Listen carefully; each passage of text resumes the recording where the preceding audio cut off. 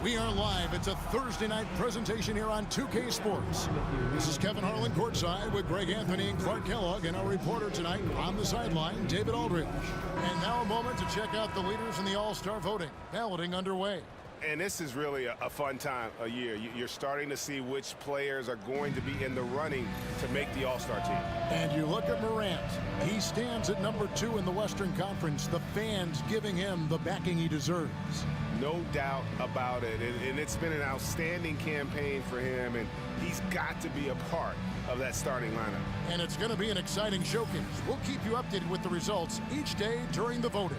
Now, Golden State's starting five. Antetokounmpo out there with Miles Turner. Then there's John Morant. And it's Alex Caruso. And it's Barnes in at the small forward.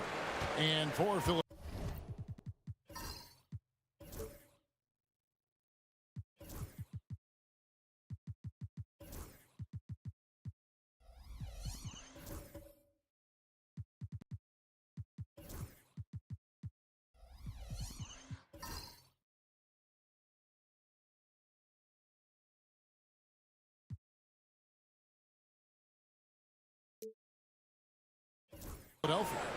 They've got Andrew Nembhard. Also, Shane.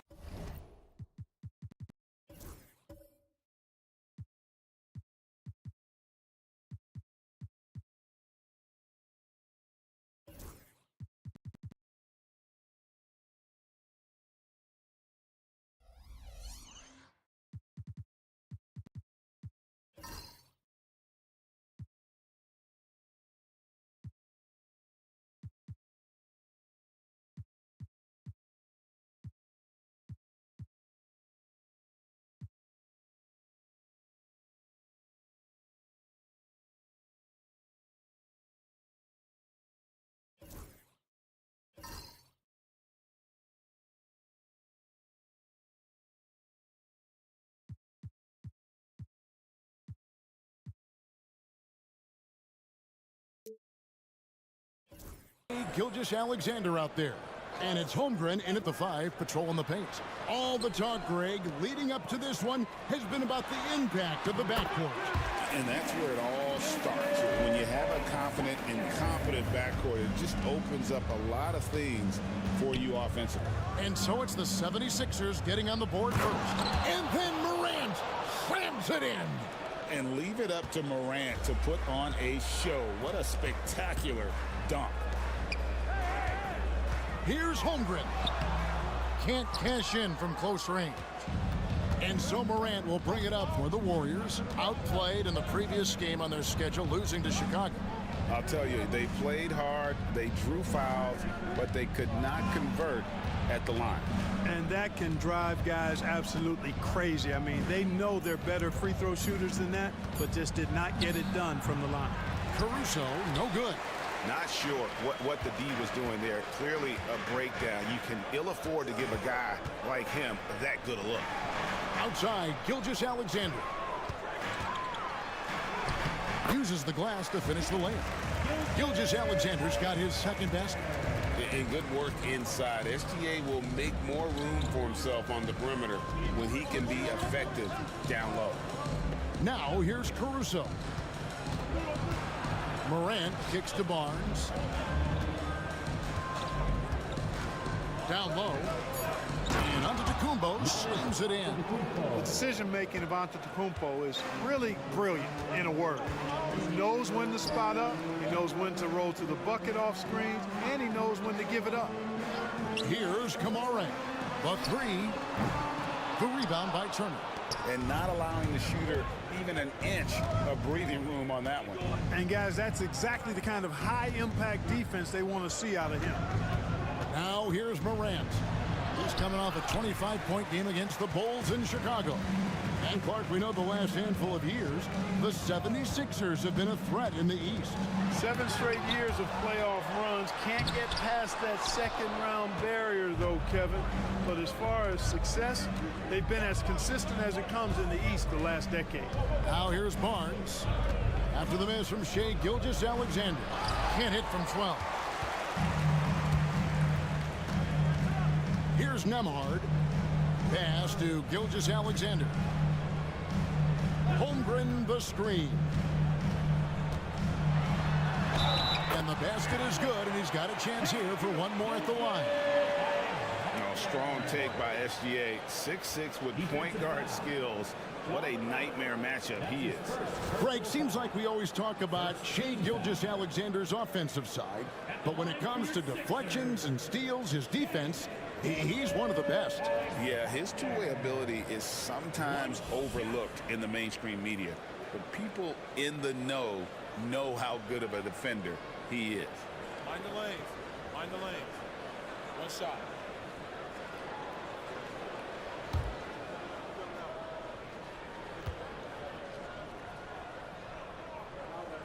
That's good from Gilgeous-Alexander. Break since reaching 5 consecutive NBA Finals. The Warriors have missed the playoffs 3 of the past 5 years.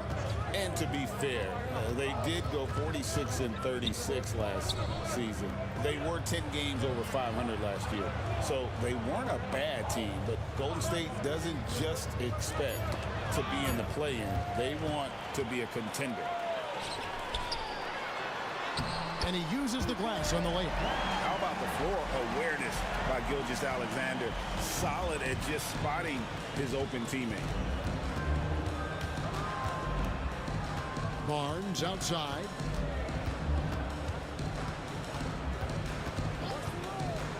Caruso sets the screen for Barnes. Connects from three-point range.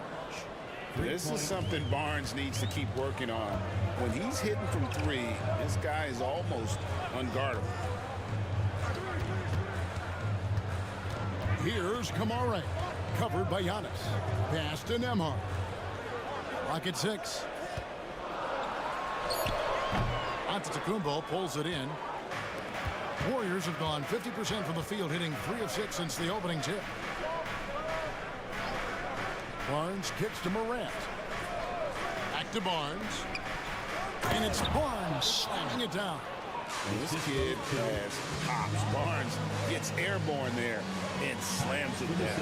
And we will have a timeout called by Nick Nurse. Looking for a breather and maybe just 1 or 2 things to talk about.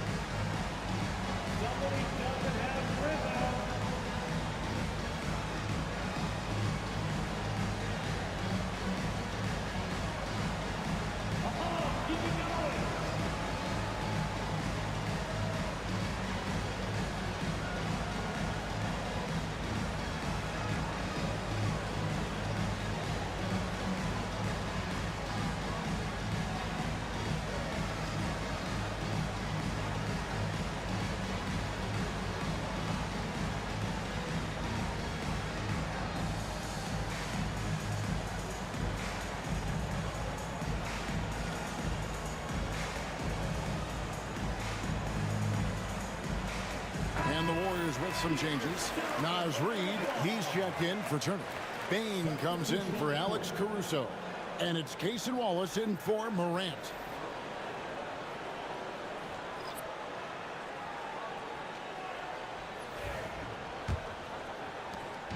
And here's White. He'll bring it up for the Philadelphia 76ers. Vanderbilt, a screen on Bain. White the pass to Jordan. Vanderbilt with it. Oh, good on the triple. Gilgeous-Alexander against Barnes. Giannis outside. Then jammed down as he goes right over DeAndre Jordan. How about the flash by Antetokounmpo? I mean, just an insanely talented athlete who loves to punish that rim. And that last look brought to you by the AT&T 5G Slam Cam. Here's Vanderbilt. The Warriors making the shot. Pass to Prince. Shot to stop the run. The shot goes in. First shot, first basket. Pick works well there. Not much resistance from the D. Yeah, that's not the defense you need. You got to be tougher defensively. And here's Reid, guarded by Jordan. And a lot of contact on that one, so he'll shoot 2 here.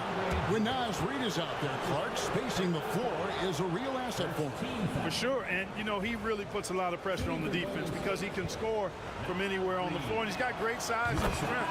And he does the little things, too. I mean, you look at his points and rebounds, but this guy gets deflections. He goes after loose balls. He gets you extra possessions on the glass. He steps in and takes charge. I mean, he does all the little and big things. The 76ers making a switch here. McClung's checked in. Second free throw, no good. So, Clark, we know the league's top players. A lot of them are international players. But who would you say is the best U.S. player right now? Kevin, I'm a little biased. LeBron has been a favorite player of mine for a long time. He's Northeastern Ohio, born and bred, as am I. But you've got a number of other guys in that conversation. Steph and Kevin Durant still up there. Anthony Edwards certainly looks like he's got stardom all over him. Jason Tatum, Devin Booker, Jaylen Brown. I mean, but for me, I'm hanging my hat with LeBron right now. And there's a pattern starting to take shape here. They're working it inside and getting good shots from close range. Well, I agree with you. 4 of their last 5 baskets have been exactly of that variety. Now, here's Vanderbilt. Still scoreless. Shot from free throw range. And a little hug that time, but it drops. You know, one of the ways White keeps the defenders honest is with his mid-range game. He's got a great knack for that shot. And let's head over to the sideline and catch up with David Aldridge. Kevin, coming out of high school at 6'0", Derek White didn't receive any full scholarship offers. He says it was humbling, but it drove me to get better. Each time you have the doubters, you just put a little chip on your shoulder. The 29th pick overall in 2017 has come a long way. Kevin, those chips are still there. You're so right, David. Thanks. He's become a heck of a player. Now here's White. 5 points in the game. Over Bain. And it's White missing. And already they've staked out a noticeable advantage in terms of aggression and controlling the backboard. And the trend they'd love to continue right through the next 3 quarters as well.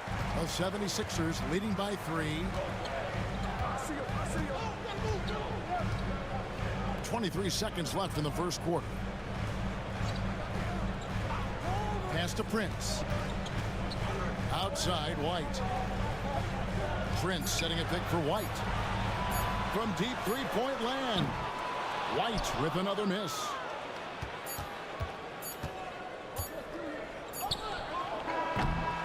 So at the end of 1 quarter of play, still a close game. 76ers lead by 3. Live from Philadelphia, you're watching 2K Sports.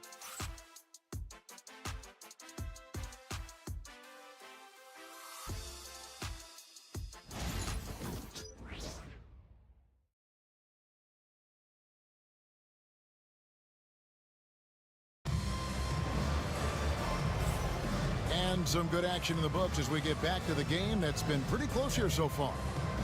And guys, let's get your take on the scoring breakdown for the 76ers. To me, it's been the ball movement. That's been the key. I mean, going from good to great. Not settling for a good shot, making that extra pass, keeping the defense off balance, and taking great shots. And also, they're doing something you don't see as much anymore, and that is converting time and time again from the mid-range. Setting the floor for the Warriors. Alex Caruso out there with John Morant. And then there's Antetokounmpo. Then it's Naz Reid. And it's Barnes in at the 3. Greg, with how explosive John Morant is, he has certainly taken his fair share of awkward falls. And that's what worries you with guys like that. He's already had a number of injuries in his young career, but we all just want to see him at full health.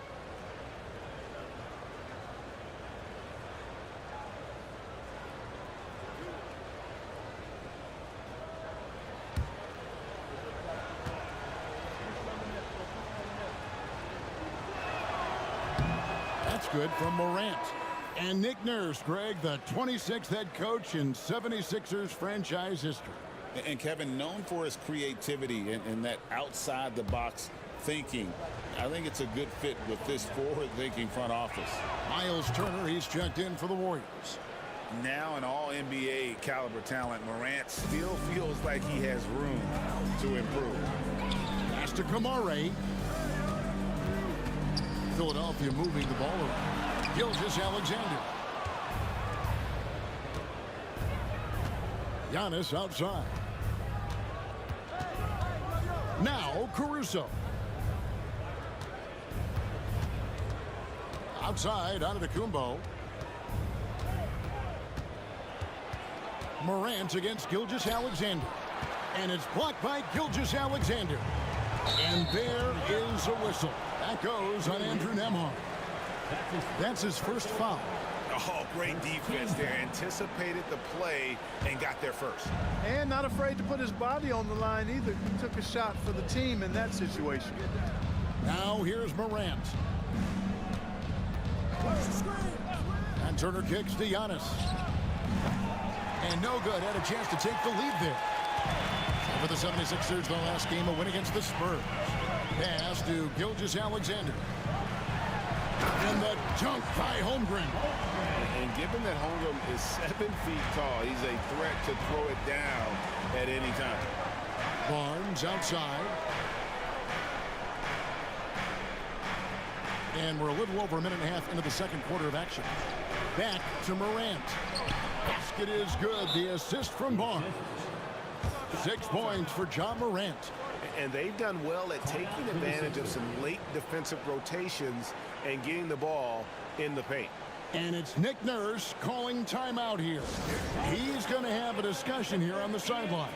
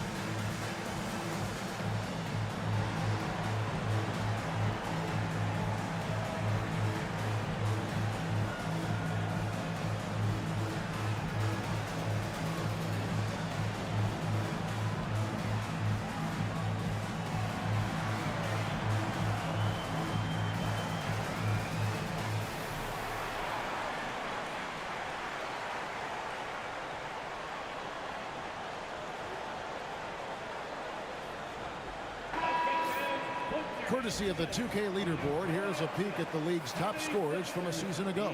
Second, Giannis Antetokounmpo. Shai Gilgeous-Alexander, third. And what an option either of those two guys give you. They're both excellent safety valves when an offense is struggling. Pass to Holmgren. Morant against Gilgeous-Alexander.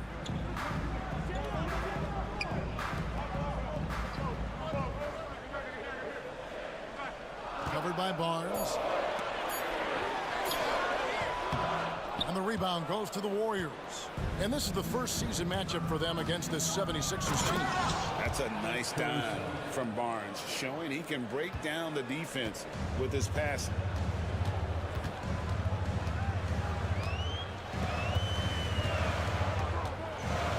Covered by Barnes. Back to Gilgeous-Alexander.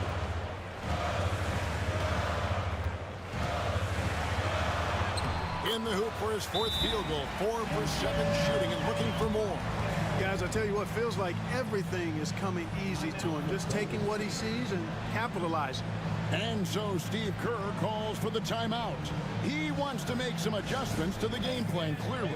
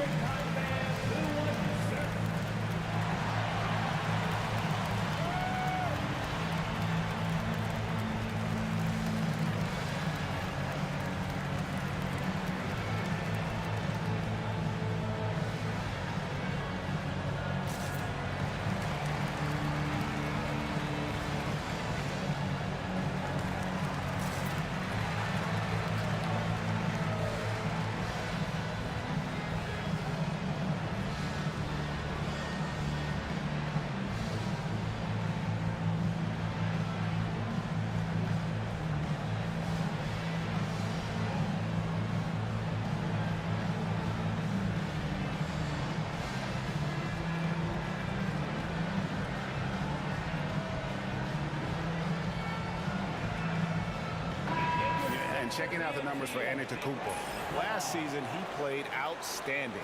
Second in scoring. And he was such a reliable option offensively, finishing in the top 10 in field goal percentage. And seeing what he did last year, just blowing up the defensive schemes designed to keep him under control, man. As you said, second best scorer in the league. It was a beautiful thing to watch. Now here's Morant. He has 6. Pass to Giannis. Off target with his 3. The 76ers lead. Quarter number 2, around 3 minutes gone by. Here's Nembhard. Here's Holmgren. And it's sent back by Turner. Oh, these arms of Turner just go on forever. I mean, which is part of the reason he's able to rack up the block shots that he does. Now, here's Gilgeous-Alexander. Following the miss by Scotty Barnes. Coming off a big game, his confidence couldn't be higher, and coach knows it. Showing no signs of slowing or cooling down. They're going to ride him as far as he can take it. Now here's Turner. Scoreless thus far. That's the 6th make from the field. He's taken 9 shots and missed but 3. Warriors trail by 5. To the paint, Holmgren with the steal. Here's Nembhard, defended by Caruso. Here's Gilgeous-Alexander. This is SGA's role. He's out here to score and score often. Now Morant. Outside Turner. To the middle. Here's Giannis. And the slam dunk by Antetokounmpo. And didn't do anything fancy there, but didn't need to. Nope, his only concern right now is getting the points on the board. And I don't mean style points. Hey, I thought there was some style there, guys. What are you guys looking at? I mean, it was still a pretty sweet, flavorful one-hand flush. And so here is Philadelphia. The Warriors making the shot. Gilgeous-Alexander, that's a 2-pointer. It's rebounded by Scotty Barnes. Warriors trail by 5. The 2022 Rookie of the Year, Scotty Barnes. GA, he had a terrific rookie year, as we know. His second year may have fallen off a little bit. Yeah, it was a bit stagnant for Scotty, but man, he had a monster third year, making his first All-Star game. The playmaking of Barnes especially took a leap. Now, here's Gilgeous-Alexander. Following the miss by Giannis. Inside. The putback. It's good on the putback. And the 76ers lead by 7. A slight advantage for them in the rebound department, but that oftentimes is all it takes. Especially when you're scoring the ball at a decent clip the way they have. I mean, they've done exactly what's necessary to take the lead. And so Steve Kerr calls for the timeout. He wants to regroup and go over the strategy.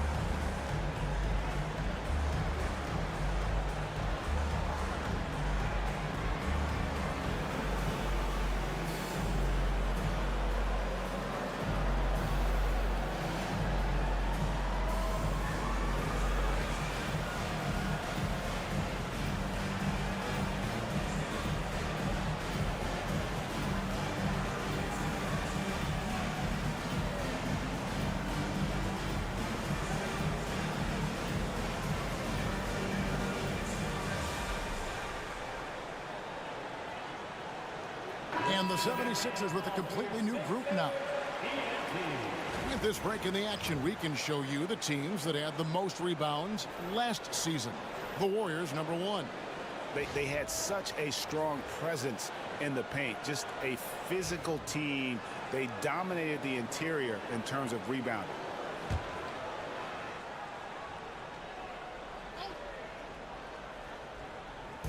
Philadelphia on D. 7-point game, the biggest lead in the game. Pass to Reed. And Philadelphia grabs the miss. Their last game, a win against San Antonio, looking to carry that into this one.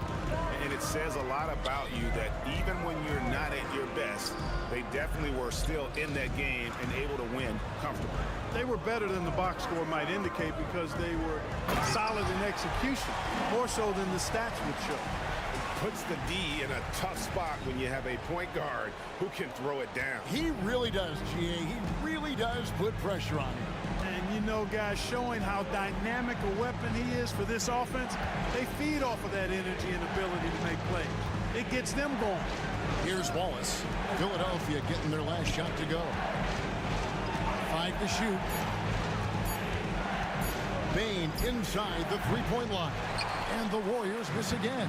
And they're controlling the boards, Kevin. That's +5 in that category. And guys, you know that rebounding is a huge part, a huge component of winning games. It's not a glamorous stat, but it's necessary if you're going to be a winning team. And that one, good. Boy, White doing a nice job that time, working around the defense and finding the open man. Payton with the screen for Wallace. Outside, Bane. Pass to Reed. Vanderbilt with the rebound. Boy, he's much better than that. Really no excuse for missing that lay. They get it again. And it was a successful year for them on the offensive glass. Top 5 in the league in terms of second chance points. And rebounding, you just talked about. I did a night out. They controlled the boards. Nobody could match their energy in that department. Take a break. Take a break. 2 shots.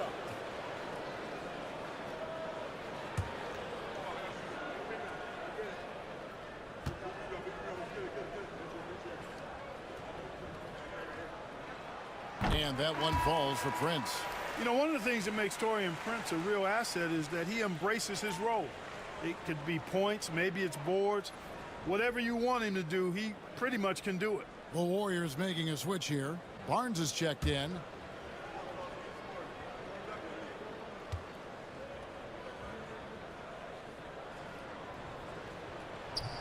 And both free throws good for Prince. Well, I like the fact that Prince does a good job picking his spots. He's not a guy that forces things. Kind of lets the game come to him naturally. Now here's Wallace. Hasn't made one yet. Takes it inside. They could use a bucket. The shot's good. 29 seconds left in the first half. And so White will bring it up for the Philadelphia 76ers. Prince with a screen on Bane. Here's White. That's good for his third bucket. Now 3 for 6 from the field. They're scoring boatloads of buckets. It's raining buckets from inside. Well, the defensive rotations have been a step slow, and it's really helped them get that ball inside time after time. Bane with it, shoots over White, and so that brings the first half to a close. 76ers ahead. They lead by 13. We'll see you after halftime for the beginning of the third quarter.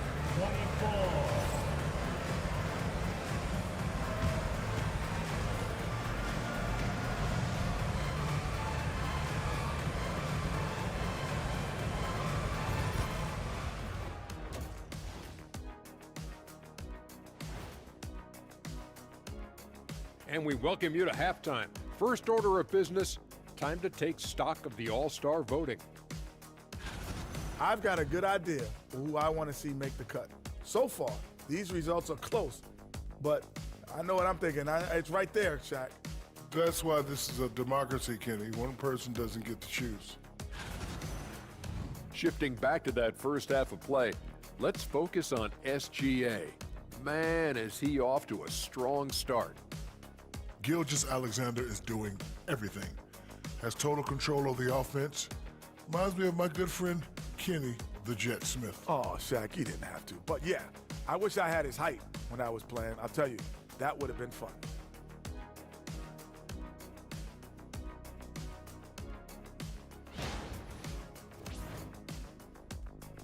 And that's a halftime wrap. Let's get back to the second half with the call by Kevin Harlan and the crew.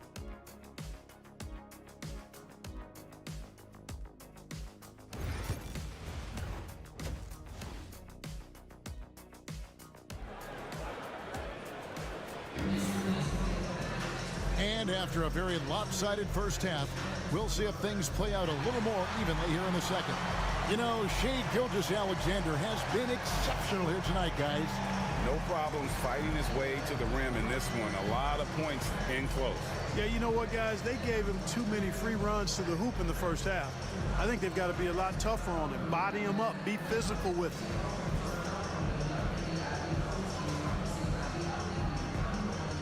Clark, obviously, this is a results league for head coaches, and we're always going to see lots of changes at that position.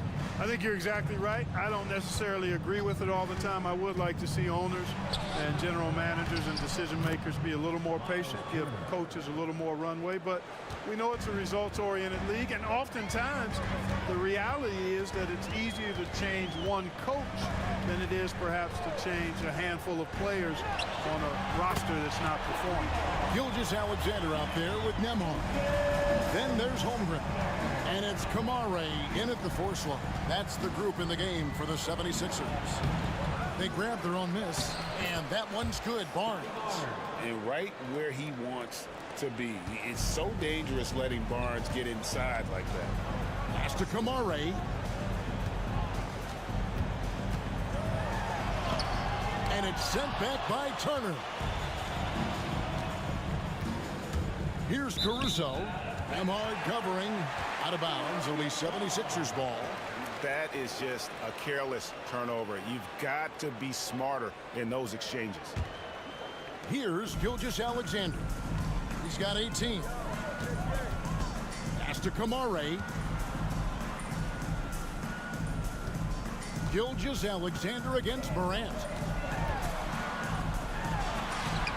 Gilgeous-Alexander can't get it to go. It's Antetokounmpo on the wing. Nembhard covering out to the right wing. A wide open look here for Caruso.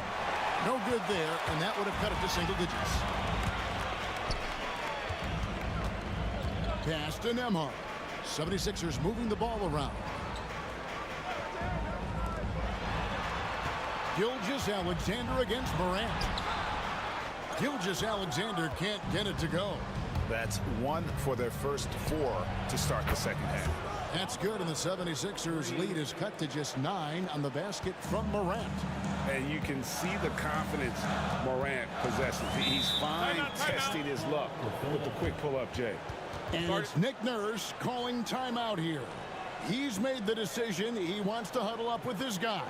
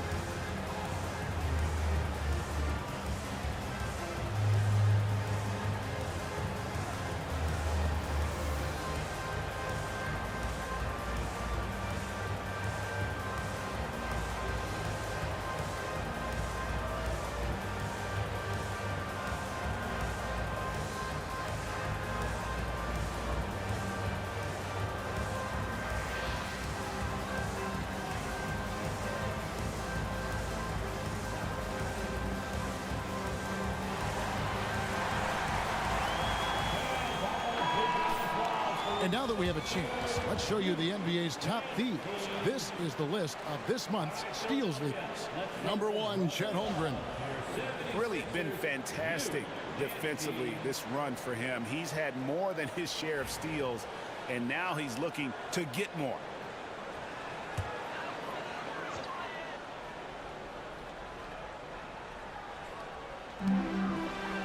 Pass to Kamare. the pick. To the inside. Nemhard, the pass to Holmgren. 6 to shoot. The Warriors pull it in. Giannis has got 5 rebounds tonight. Yeah, the offense scuffling a bit to start this second half. Only 1 for the first 5. And that's a foul called on Shai Gilgeous-Alexander. That's his first foul. And so Steve Kerr calls for the timeout. He wants a minute here to get things straightened out with his team.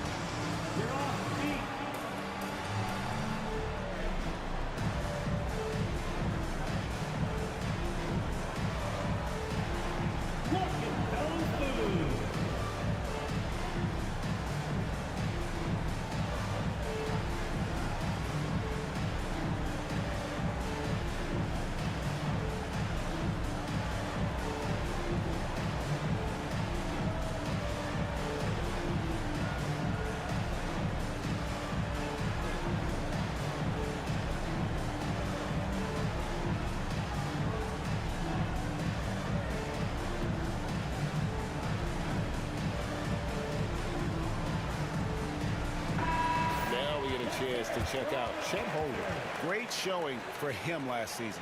He put in about 16 points a game last year, 8 rebounds, and almost 2.5 blocks. And always nice to have a guy like him who can really defend at a high level coming off the bench. You know, when you can sub in a lockdown defender, that's a major plus. A touch over 2.5 minutes of basketball played here in the third quarter. Out of bounds, Philadelphia takes possession. And now a chance to take a look at the numbers for Gilgeous-Alexander. Coming off a terrific season. 3rd in scoring, and he'd make you pay every time he went to the line. Top 20 in free throw percentage. And looking back at his #2 steal rate, yeah, he did gamble a little bit, you're right.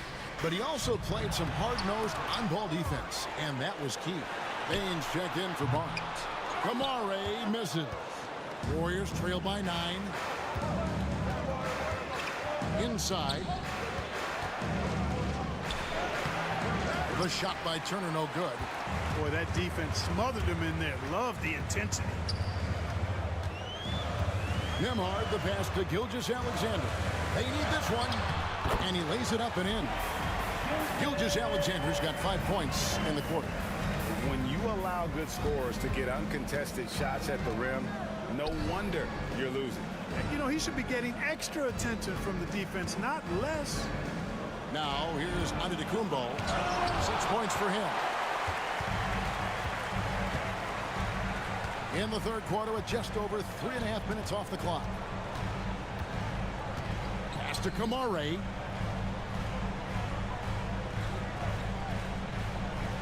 Shot clock at 6. The 76ers need to get off a shot. And it's good off the back of the rim and in. Oh, nice job there from Holmgren. His guys appreciate when they're open, he gets them the ball. Over in the corner, Caruso. Bounce pass, Antetokounmpo. Outside, Bain. Shoots from the high post. It's Chet Holmgren with the rebound. Holmgren's got 9 rebounds in the game. Getting it done. Here's Nemhard. Antetokounmpo pulls it in. Giannis has got his 6th rebound on the night.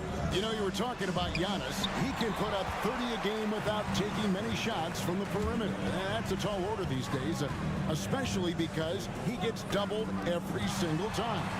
Nemhard nails the wide-open jump shot. And the 76ers lead by 15. And we'll get a look at how the hustle stat game has been going for Philadelphia. I like the fact that they've been very aggressive at the defensive end, tenacious.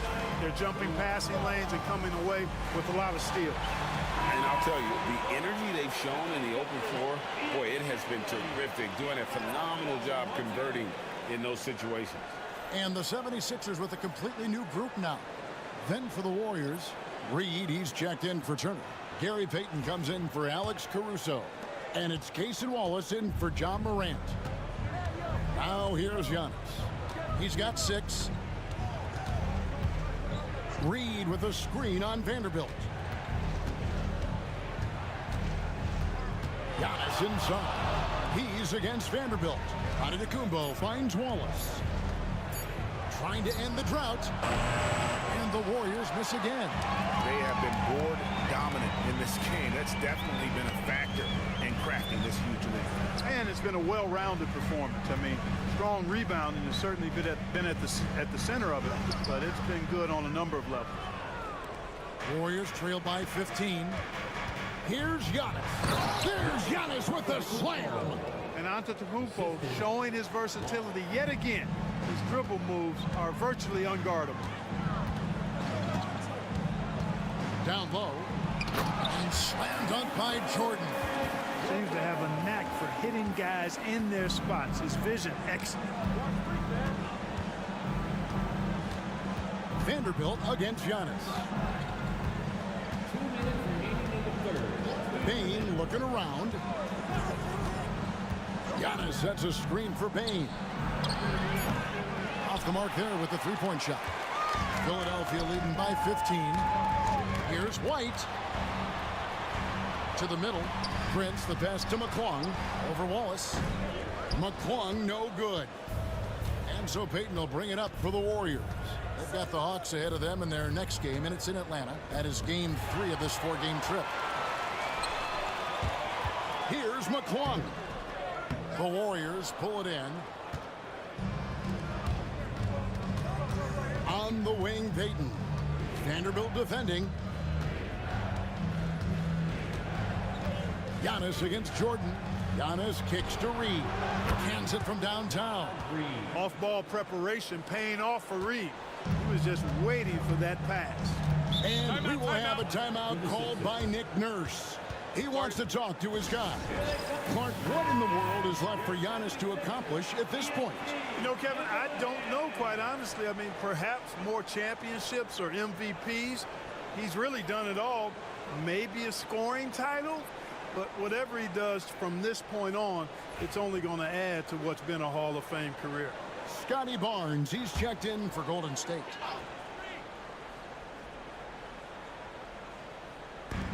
.58 seconds left in the third. Gilgeous-Alexander finds Vanderbilt. Back to Gilgeous-Alexander. Bane against White. Just 5 on the clock. Holmgren with a screen on Wallace. Another miss by Philadelphia. Warriors trail by 12. To the paint. Here's Antetokounmpo. The sheer power of Antetokounmpo goes up and throws it down hard. That is impressive. It's 9 seconds separating the shot clock and game clock. Pass to Vanderbilt. White left side. The Warriors pull it in. Giannis has got his 7th rebound of the game with that last one.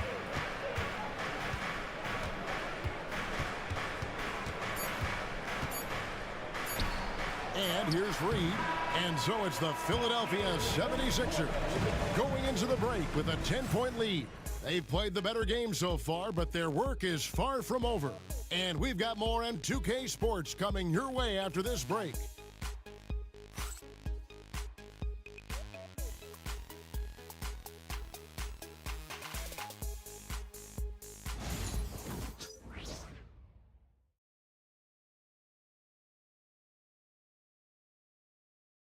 And a quick look now at the State Farm assist of the game.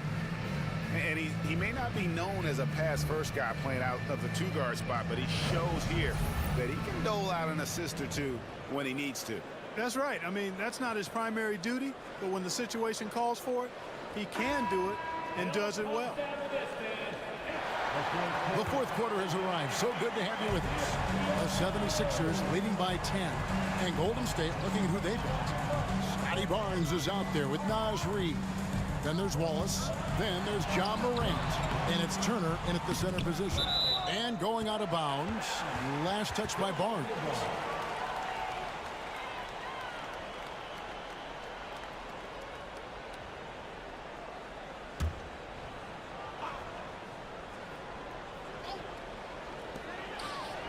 Nembhard, the pass to Gilgeous-Alexander. And too much time in the lane. They get called for the 3-second violation. And now a chance to see what's coming up for Philadelphia. On Wednesday, they'll be facing Joel Embiid and the Houston Rockets. Then on Wednesday, they'll face off against Anthony Davis and the Los Angeles Clippers. And you know, for that matchup with Charlotte, that will be the 8th contest of the year for them. Should be a fun one. And they call an illegal screen here. They've gotten pretty sloppy with the ball here in the second half.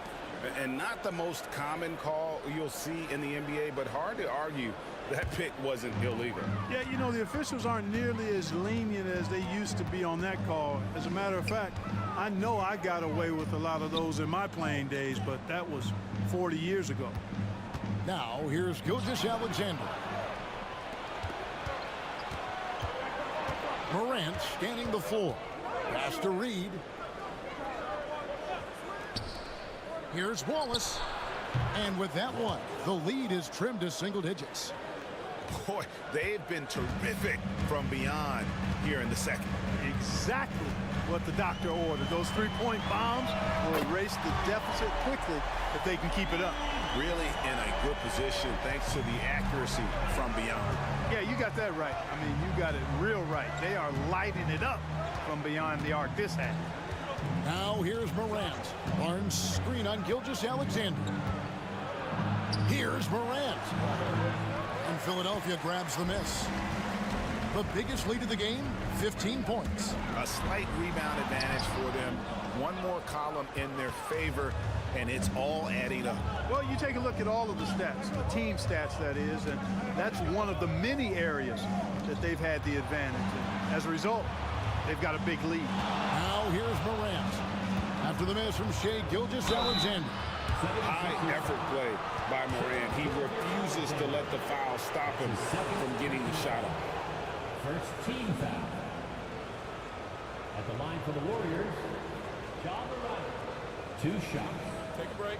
Take a break. 2 shots.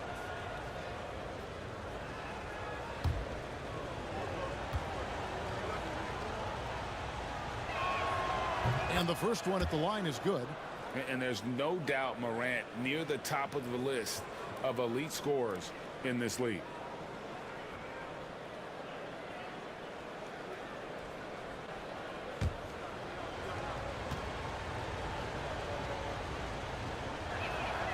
Both free throws good from Morant. We're about 2 minutes into the fourth quarter in this one. Morant against Gilgeous-Alexander.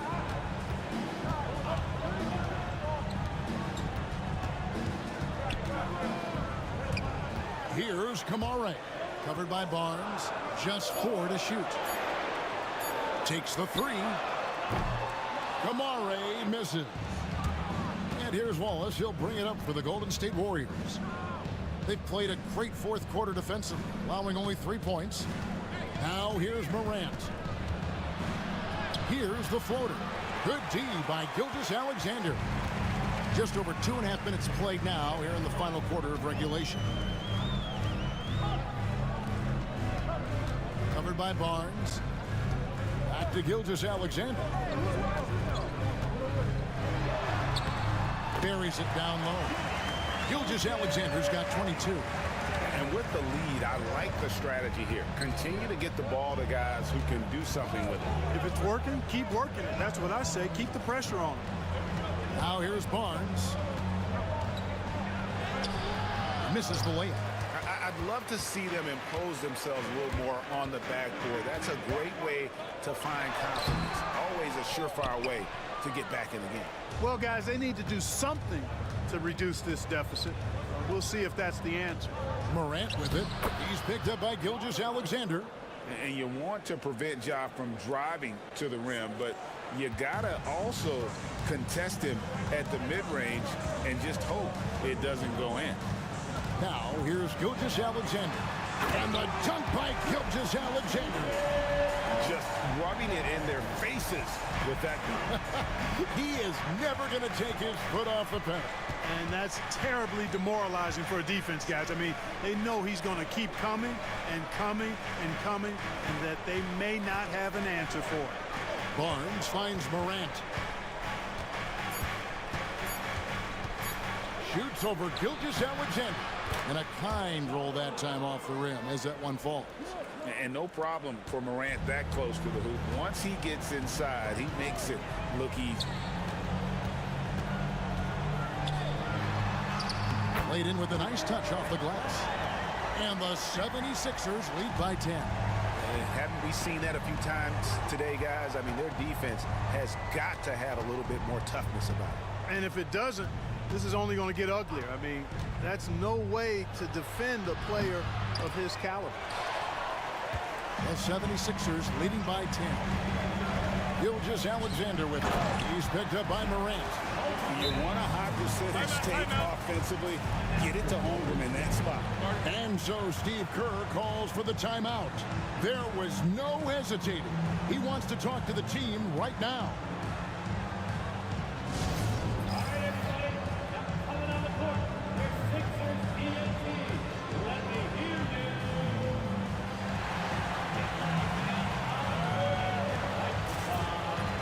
We love the three T-shirts. Sixers TNT. Looking for the loudest fans. Let us hear you.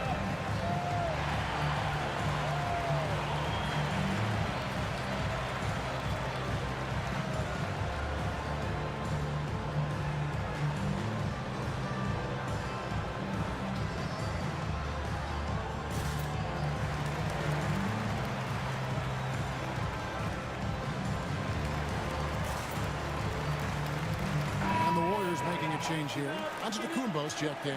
And with an update from the sidelines, let's check in with David Aldridge. Hey guys, I was able to catch the message Steve Kerr gave to his team. He told his team they're being too reckless with the ball. He said, you're turning it over left and right.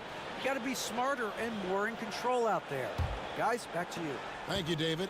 Warriors trail by 12.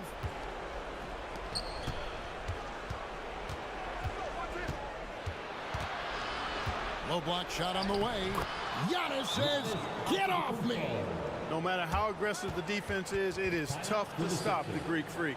And we will have a timeout called by Nick Nurse. And that timeout by Coach was carefully measured, wanting to make sure that everybody is on the same page here.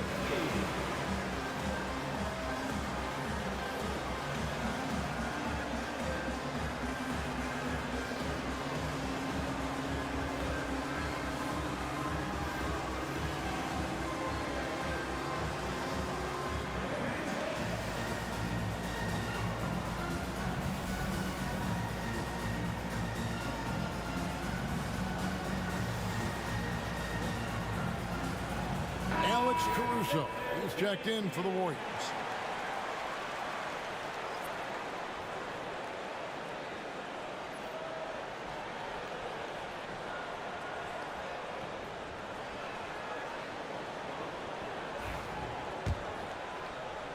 Here's Nemhard. Outside, Gilgeous-Alexander.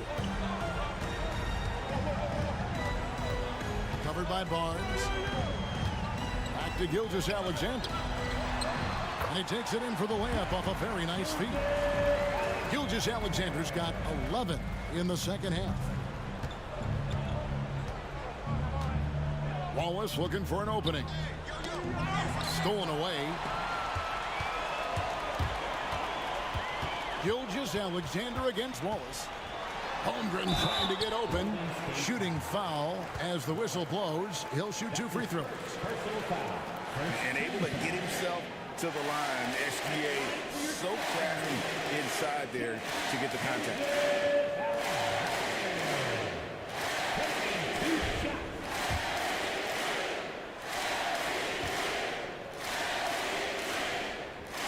First free throw is good.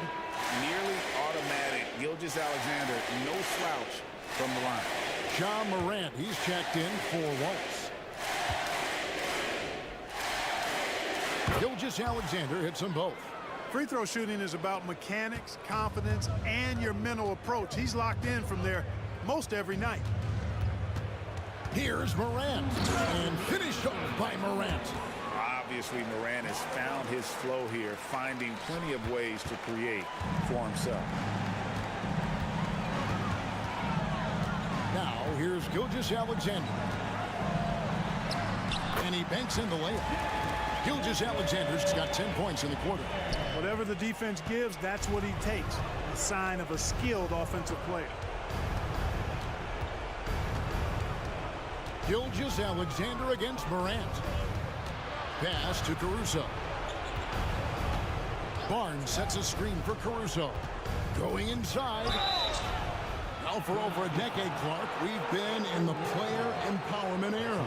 And it's generally been, I think, a positive for the NBA. Yeah, I can't agree with you more in that regard. The players are the drivers of the league. They're the personalities, they're the visibility. They're the doers, the talented performers of a league that entertains globally. So they deserved more money and influence, and I think they've gotten both.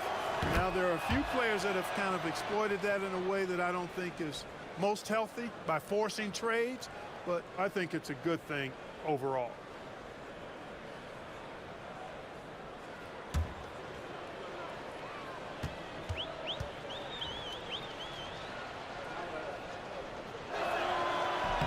Both good from the line that time. 1:30 left here in the fourth quarter. Out to the right wing. And Holmgren the bucket on the assist from Gilgeous-Alexander. And the 76ers lead by 14. Here's Morant.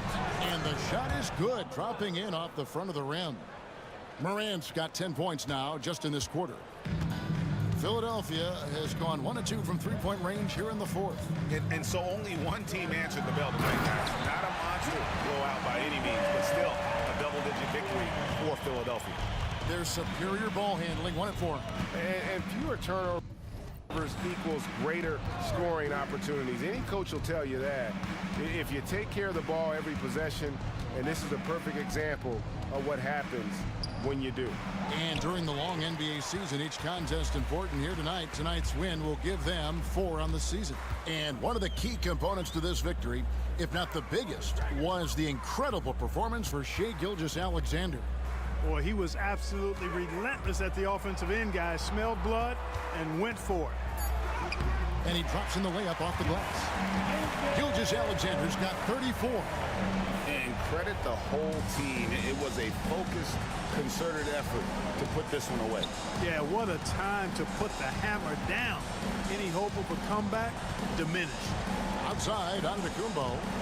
Barnes outside.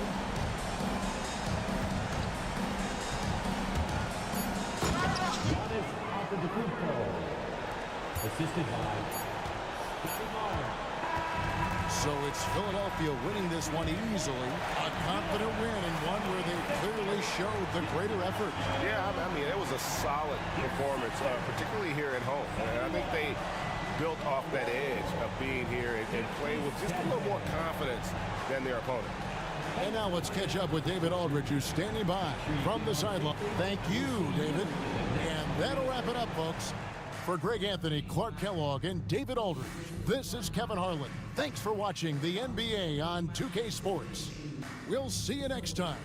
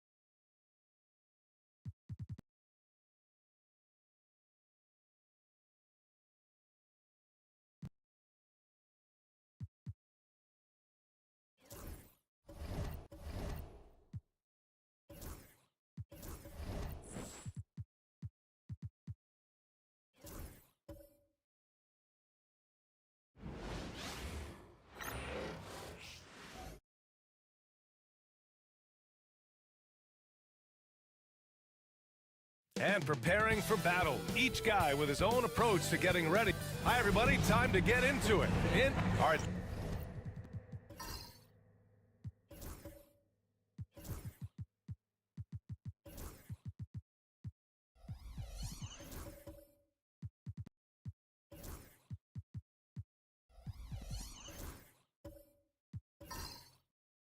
We're a good ways into the season now. You think most teams are where they should be in terms of their game? You know, it's so interesting to me, Brian, because what we do every season is we sort of break teams into tiers. Who are the true contenders? Typically, that's 3-4 teams max.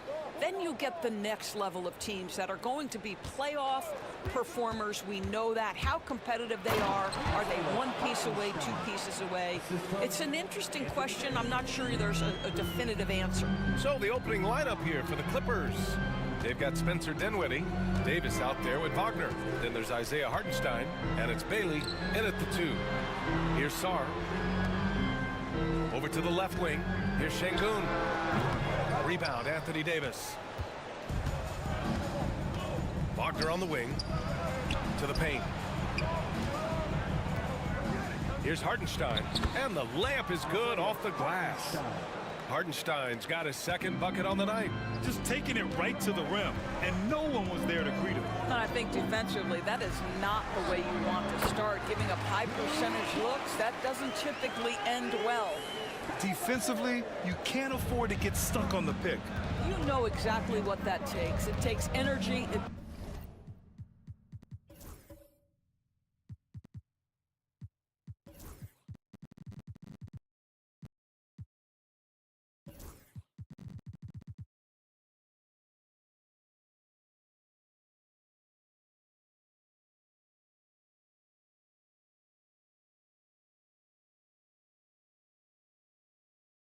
Takes activity.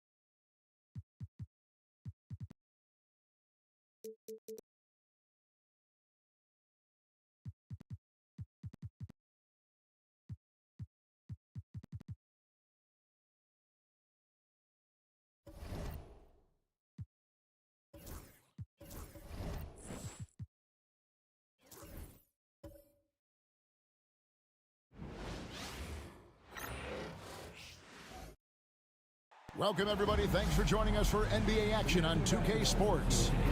Along with Coach Stan Van Gundy coming into this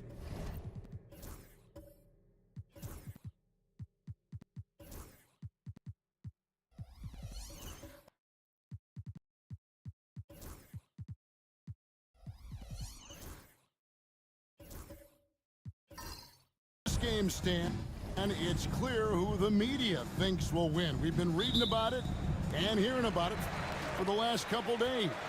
Yeah, but Kevin, you know, none of us in the media know what we're talking about. It's just a lot of speculation. And look, it's a cliche, but it's also true. The games aren't won on paper, they're won out on the court, and anyone in the NBA can beat anyone else on a given night. Which makes me look forward to this one. Absolutely. Here are the starters for Los Angeles. We've got Spencer Dinwiddie. Davis is out there with Franz Wagner. Then there's Isaiah Hartenstein. And it's Bailey in at the 2 guard. On the wing, Dinwiddie.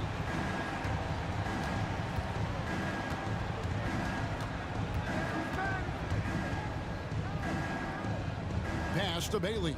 Just 5 to shoot. Pulls up on the wing, and he didn't get quite enough under that one. Atlanta with the ball. Markkanen passes to Halliburton. From the arc. Wow, through the contact, and that 3 almost went in, so he'll go to the line for 3 free throws. That one on Davis. Atlanta shooting their first free throws of the night right here. And when you look at their numbers from a season ago, 80% as a unit, that's something you'll be happy with.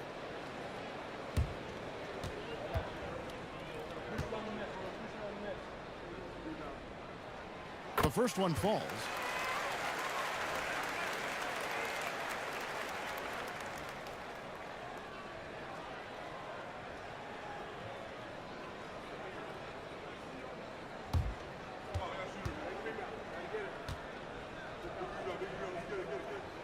And the second free throw, good. And with this era of the Atlanta Hawks, Greg, they've gone as far as their defense has let them. You look back at their conference finals run in 21, that was the last time they had a top 10 defense. So scoring's never been the issue with this core, but defense has been non-existent. And he nails the third. We expect nothing less. He's generally been very good at the line. Bailey passes to Wagner. Hartenstein finds Dinwiddie. Second chance shot. Hartenstein can't get it to go. Last outing for the Hawks, it was a loss to the Boston Celtics. Three-pointer, Markkanen. Davis looking for an opening.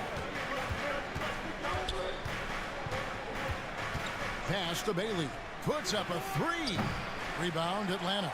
And this is the first season matchup for them against this Clippers team. To the inside. And finished off by Lively. Oh, Kevin, not a Petty, not a Manny, but a facial. Oh, a bounce to the ounce, Greg? Yeah, showing off the bunny. Right side, Davis. Always going up for the alley-oop here. Up high to stuff the alley-oop. And he pulls off the Houdini to make that catch and slam it through. Stupendous alley-oop. Halliburton outside. Markkanen against Wagner. Beyond the arc. It's rebounded by Hartenstein. Clippers trail by 4. A moment now to hear from our sideline reporter, Hall of Famer David Aldridge. David. Well, Quinn Snyder and I got a chance to talk for a bit. He told me, now that team goes as Anthony Davis goes. When AD is feeling good and he's in rhythm, everything clicks. Coach said we'll need a team effort at both ends. Our communication has to be excellent, and even then, we're not going to completely stop them, guys. Okay, David, much appreciated. Kicks it out to Dinwiddie. That misses, so no good on his first attempt of the night. Looking at Los Angeles, they want to turn it around after the loss to Chicago. The shot by Markkanen, nobody around. Gets it to go from beyond the arc. Yeah, great outside shooting, really fueling this run. For Los Angeles, they've gone just 2 of 8 shooting so far, just 25%. Pass to Davis.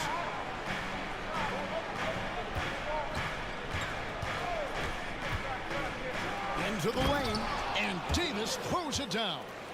And look at Davis driving in with aggression and taking it right to the rack for the jam. Halliburton passes to Markkanen. Another 3 for Atlanta. The ball movement on this run has been fantastic and is a big part of why they've been able to get these good looks. And the timeout called here by Tyronn Lue. Wants to talk some things over, might be seeing some things to adjust.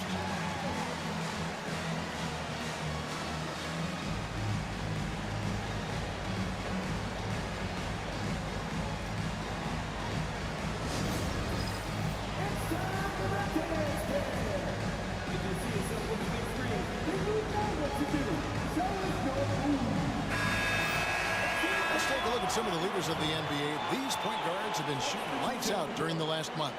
In the third spot, Tyrese Halliburton. As a point guard, you want to create the best possible shot every trip down the floor. And given the way these guys have shot the ball, you know, it's not a bad idea every now and then for them to go it alone. Well, it's often the big guys who have the highest field goal percentages. To get that kind of efficiency from your point guard is something special. Pass to Wagner. Here's Buffkin. Brooks outside. Bangs home the trifecta. Oh, spacing the floor. Brooks is comfortable shooting it from deep. Atlanta leading by 5. And here is Markkanen. The dunk and the foul. A powerhouse move, and he's got a chance for one more at the line. It's going to be on Wendell Carter. And a look at how the offensive approach has been going here so far for the Hawks. Well, the coaching staff's game plan is very clear. Move the ball on the perimeter and shoot the shots with no hesitation. And also have to bring up their passing game. They've been moving the ball with great precision so far and creating great looks for their teammates. Just so many things Markkanen can do to help your team on both sides. Bridges with it. Now defended by Şengün. Second shot opportunity, and Bridges finishes it off. Yeah, how about the purpose with which he's crashing the backboards right now? Some hard-earned second chance points. Pass to Halliburton. To the right side. A three-pointer, no good. Clippers trail by 6. Well, there's a unique profile for Wendell Carter Jr. A tremendous rebounder and shooter, and now he's playing on a pretty good team, and he's a big reason why.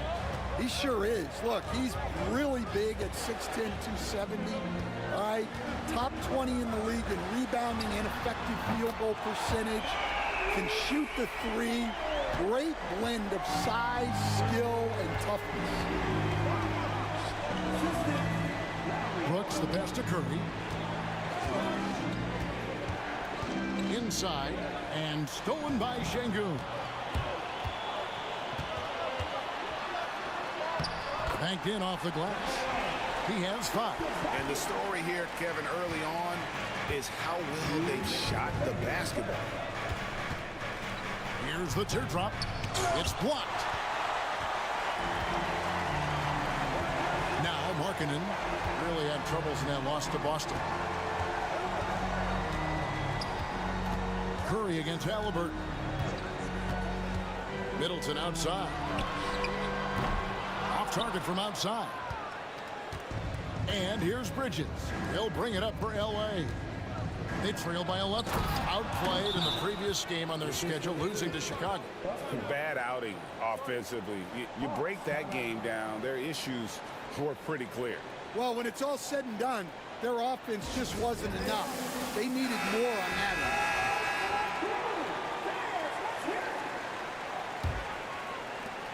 end. Atlanta leading by 9. Pass to Middleton. Here's Topic.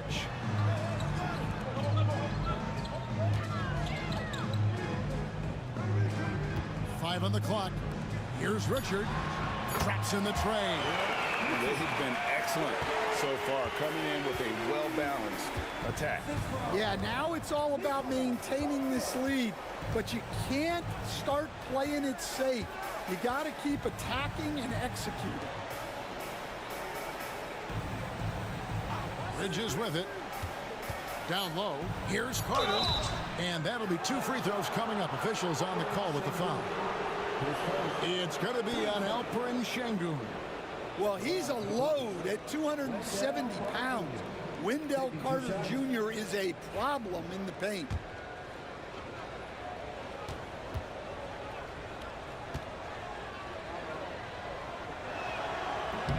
That free throw, no good. Well, more of a classic big guy. Wendell Carter Jr. is at his best inside the paint, mixing it up with guys on either end of the floor.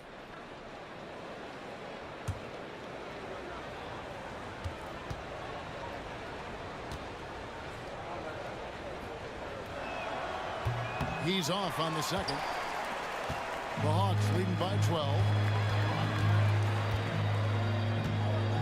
Middleton outside. To the left side wing. Richard, good, and the assist goes to Middleton. He has 6.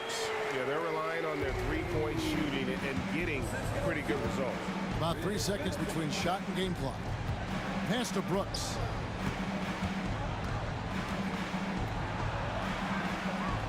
And Middleton with the block.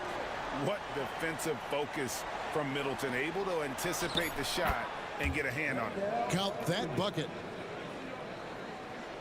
6 seconds left in the first quarter of the game. For 3, Middleton, and the last second attempt doesn't fall. And so it's Atlanta, 13 points up at the end of the period. And it's been their rugged defense setting the tone. And we'll be back with you shortly.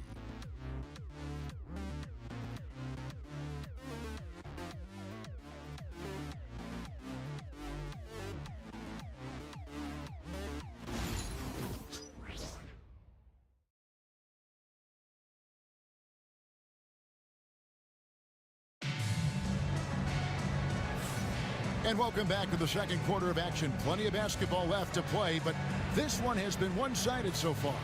And a very convincing performance here from the Hawks so far. Throughout the first quarter, they did a great job of just running the offense. Yeah, and I love to see this kind of communication between teammates.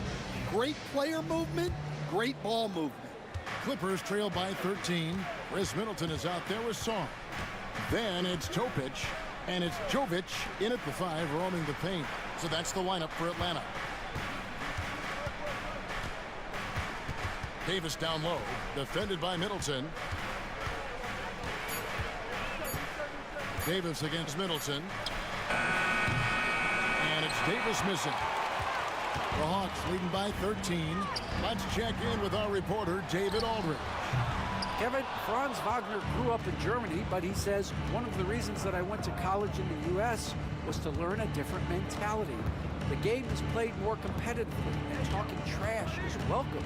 I had it in me deep down, but that brought it out more. That combination of styles has helped him to this day. Kevin? Great stuff, D.A. Thanks.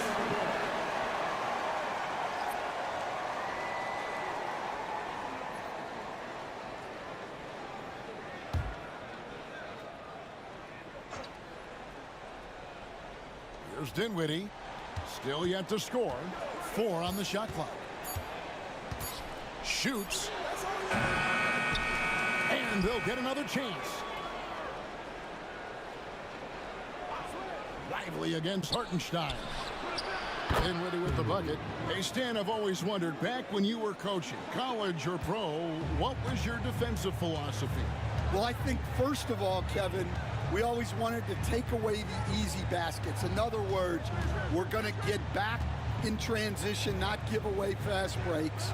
We are going to try to protect the paint and make sure we're not giving away layups. And we didn't want to foul unnecessarily and give away free throws. Trying to get open is Davis. It's deflected. Left side, Halliburton. And Middleton, the basket on the assist by Halliburton.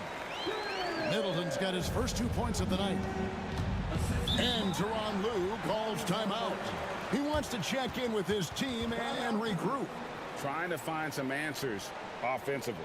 Yeah, they just have to be more patient. Less forcing and more passing.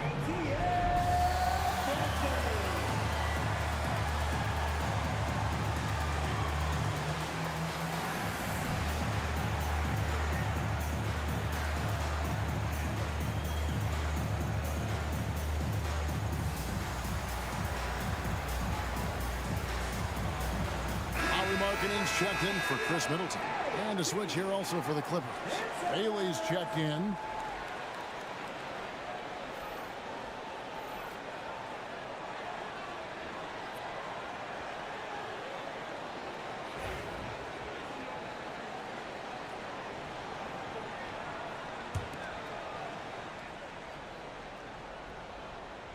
Quarter number 2. We're about 2 minutes in. Pass to Bufkin.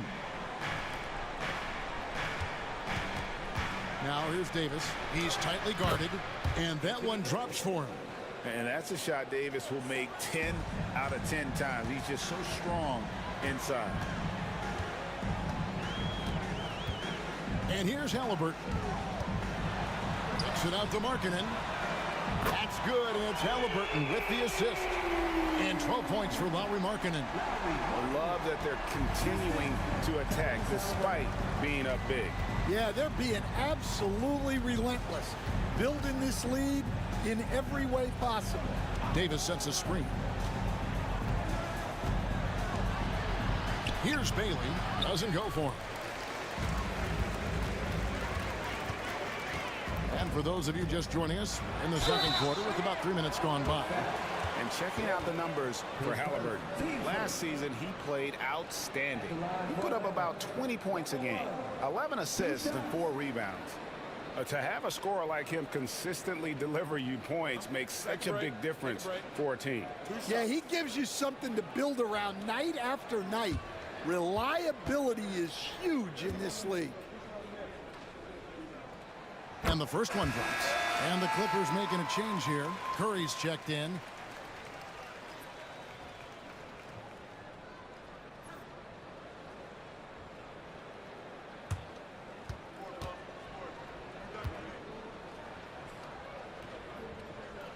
And he makes both free throws. 3 minutes of action so far in the second quarter. Outside, Davis. Davis with a screen on Markkanen. Here's Wagner. He's now 1 for 2 with that bucket. Yeah, Wagner uses his size to muscle through that smothering interior defense. GA, when you look at the development of Franz Wagner, what now is the next step for him? Kevin, for me, it's the three-point shooting, specifically becoming more efficient out there. And I also think he's going to have to become a better passer, ball mover. I got total confidence he'll get there because the rest of his game is complete. And it's Davis missing. Atlanta leading by 16. Saw the pass to Halliburton. Another 3 for Atlanta. Having a lot of trouble stopping the three-point shot. And Wagner's got the ball here for the Clippers. Davis setting the pick for Wagner. 2 free throws coming up, and they call the shooting foul. And when healthy, Davis remains an absolute force in this league on both sides of the ball. The Clippers have missed both free throws they've attempted tonight.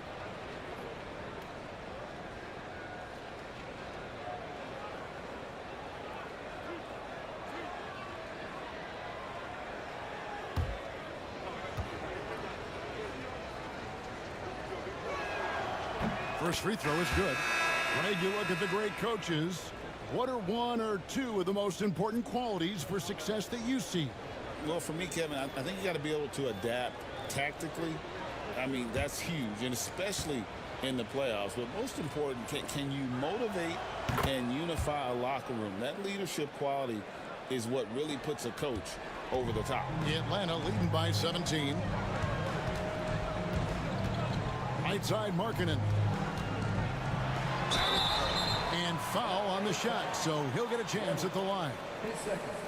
And, Coach, you watch Markkanen. He's a perfect fit for today's NBA, isn't he? Yeah, a big guy who can shoot the ball, Kevin. And, look, he's learned to put the ball on the floor, go to the basket.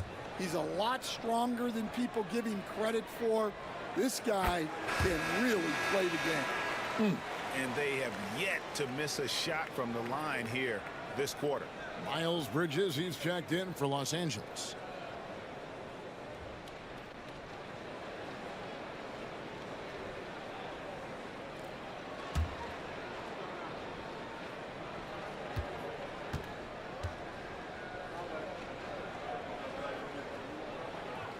And Markkanen drops them both. Hey, Coach Van Gundy, what advice would you give to the teams that are rebuilding around their young players? Well, generally, Kevin, what I would say is get some veteran leadership, some veteran presence on your team also, so that you have guys that can show the young guys what professionalism is and help them in their adjustment to the NBA. Yeah, getting the right kind of veteran, right? With the right kind of message. That's a great point. Just having an older guy is not the answer. And as we check out this year's contenders for the dunk contest, we get a look at some of the showmen, the best showmen in the NBA. And with the names on that list, you know we're going to have a crazy competition this year. You look at Sarr, some might say he's a long shot at this point, but you never know. Hey, stranger things have happened, and we'll just have to wait and see. So there you go. And as it's looking, this year's dunk contest is shaping up to be a fantastic competition. We'll keep you updated on the voting. No doubt it's going to be a good one, Kevin. We've got players on that list who'll do things that you didn't even think were possible. Bailey misses. The Hawks leading by 19. Now Sarr. Nice ball movement here by Atlanta. Took the opportunity when he saw it. 13 points in the game. A bona fide playmaker. Halliburton makes his teammates better. And here is Bridges. Outside Curry. Halliburton with the steal. A finish. And finished off by Halliburton. Capable of doing it all himself. Halliburton showing his prowess as a two-way threat. Back to Curry. The lead pass was put in just the right spot. I mean, the number of points they've scored in the paint already here is eye-opening. Pass to Halliburton. For three. Another three for Atlanta. And they're getting their points now almost exclusively from the triple. 4 of their last 5 makes are from beyond the arc. Now here's Curry. Bridges outside. And stolen by Sarr. Here's Halliburton. And again, it's Atlanta. Gotta love how efficient Halliburton is. A confident shooter from the mid-range. Here's Bailey. Brooks outside.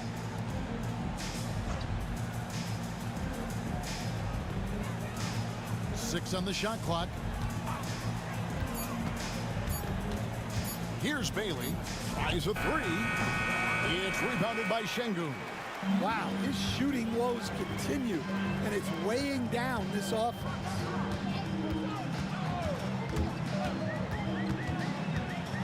Here the step back, and misses it off the right side of the rim. And so Brooks will bring it up for the Los Angeles Clippers. Here's Carter, and it's denied. 43 seconds left to play here in the half. Halliburton looking around. Şengün with a screen on Curry. Here's Halliburton. Lays it up off the glass. Halliburton's got 6 points in the quarter. And Halliburton not afraid to work for it on offense, taking the contact and still getting the finish. Brooks with a screen on Halliburton. Bailey misses. And what should have been a simple pass and finish ends up in a missed opportunity on that alley-oop attempt. Yeah, that just comes down to the timing being off between those two guys. And that would have counted, but his shot was off the mark this time. And so it's the Atlanta Hawks having no problems at all. Up 29 points heading into the next quarter. The scoring has been tremendous, and they are shooting lights out with very high accuracy. It's time now to go courtside as we send you over to David Aldridge from the sideline. David, take it away. Kevin, thanks. Joined by Coach Quinn Snyder. Quinn, your team is competing at a very high level. What do you think that's happening? Well, we're trying to defend, and we've been a little bit fortunate too. They missed some shots, but. Thanks, David, and we'll be back shortly following halftime to get the third quarter underway.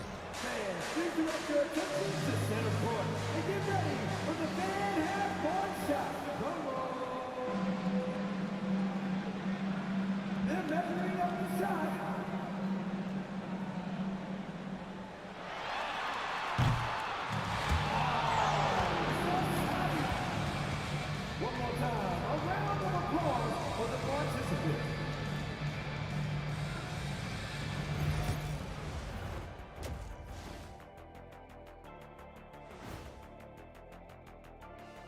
Welcome to the halftime show.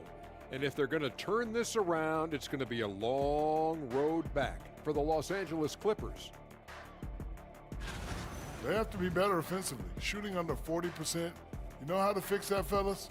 Feed the bigs. Stop the presses. Shaq advocating for more post play. And the next topic to touch on, a look at which players might be appearing in the upcoming dunk contest. The NBA has a lot of great athletes, but if you look up and down this list, you see some of the most athletic guys in the world at any sport. Yeah, there's a beauty to just watching these guys fly. That'll do it for our show tonight. Thanks for joining us, and we'll send you back to Kevin Harlan for more hoops action.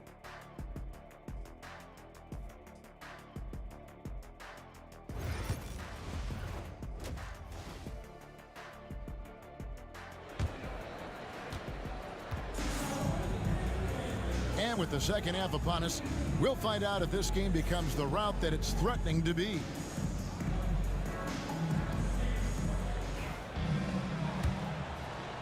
And here is Los Angeles now. Checking out the group for Tyronn Lue to start the second half. Davis is out there with Wagner. Then there's Isaiah Hartenstein. Then there's Spencer Dinwiddie. And it's Bailey in at the shooting guard position. Here's Davis. Got a hand on it. Halliburton for three. That doesn't go either for Halliburton. And Los Angeles guys shooting 33% for the night. That's a big thorn in their side right now. To the middle. Here's Bailey. Slammed home, and he draws the foul. A chance for another point at the free throw line. It goes on Tyrese Halliburton. Well, you love the find by Wagner at 6'10", a good passer, and has a great view of the floor.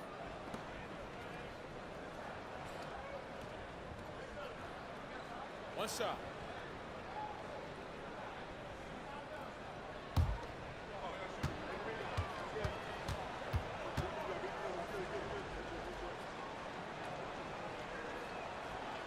Stan, I've always admired you. Come from a coaching family. Was there a point growing up you knew you wanted to be a coach? Yeah, look, I loved being around the game, and so two things happened that drove me into coaching. Number one, I loved baseball, and I couldn't hit one, so that was out. And I wasn't a good enough basketball player to go on that way, so if I wanted to stay involved in the game, That's when I knew I wanted to be a coach. But your dad had a little bit of that in his background. I say in a little kind of tongue-in-cheek, right? He was a guy that led the way in your interest there. Yeah, my dad coached for over 40 years, and I think he had a great passion for it and always used to tell us that he never actually felt like he worked a day in his life. He loved it so much. Following in his footsteps. Terrific story. And he makes the first. Franz Wagner, as we know, Stan, came into the league with a splash and hasn't really slowed up since. Now, Kevin, I think he's surprised a lot of people. He has never played like a young guy. He's always played with the maturity of a veteran guy, and he just keeps getting more and more responsibility. He's handled it well, and then he could become a perennial all-star. I like that assessment. Halliburton outside, pass to Markkanen. Sarr sets the screen for Markkanen. Kept alive. Team first.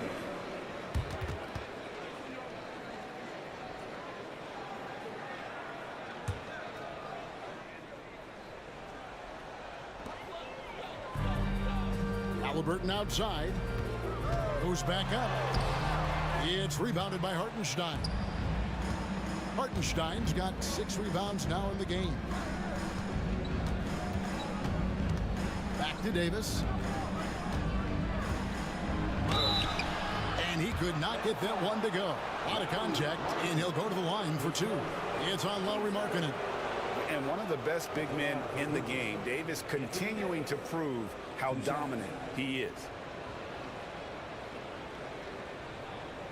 Take a break. Take a break. 2 shots.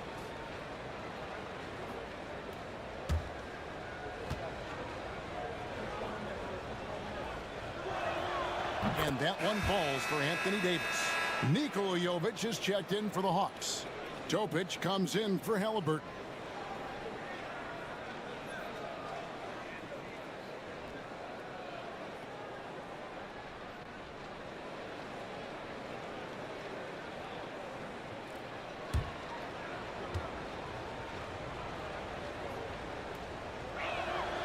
So he picks up just 1 from the line that time.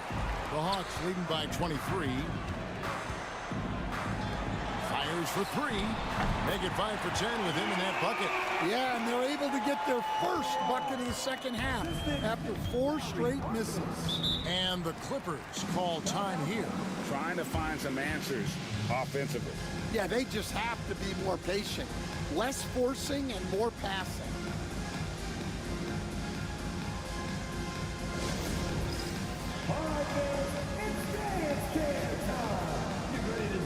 Hawks making a switch here. Middleton's checked in. And the Clippers making a change here as well. Buffkin's checked in.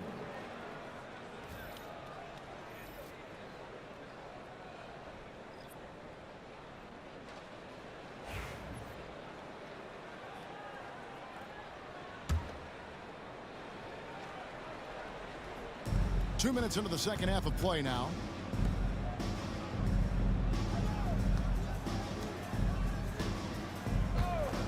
Pass to Davis.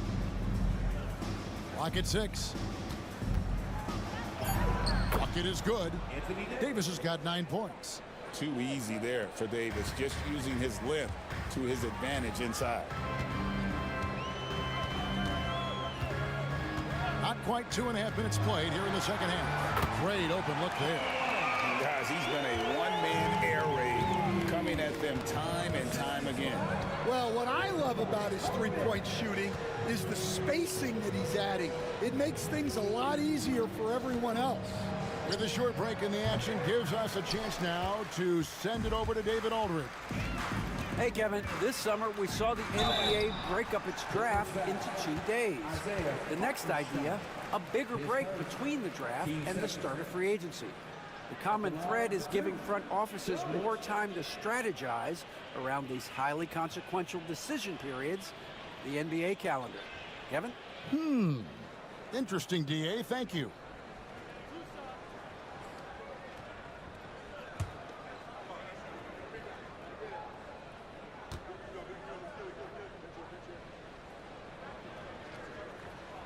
And he knocks down the first one.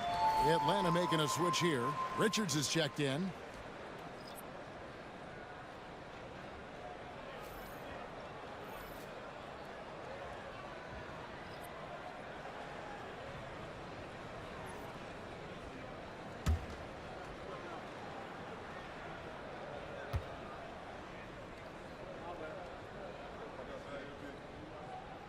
And that one goes in. 2 from the line that time. The Clippers have gone 2 of 4 here to start the second half. Left side, Davis. Back to Wagner. Hartenstein with the screen on Middleton. Got a piece of it. And that one is good from Hartenstein. Hartenstein's got his first basket of the night. And defensively, they are on their heels every time the ball comes inside. Middleton outside. Pass to Topic. Good, and the assist goes to Middleton. Topic just got himself on the board with 3 there. They've given up a lot of three-pointers here today. On the wing, Davis.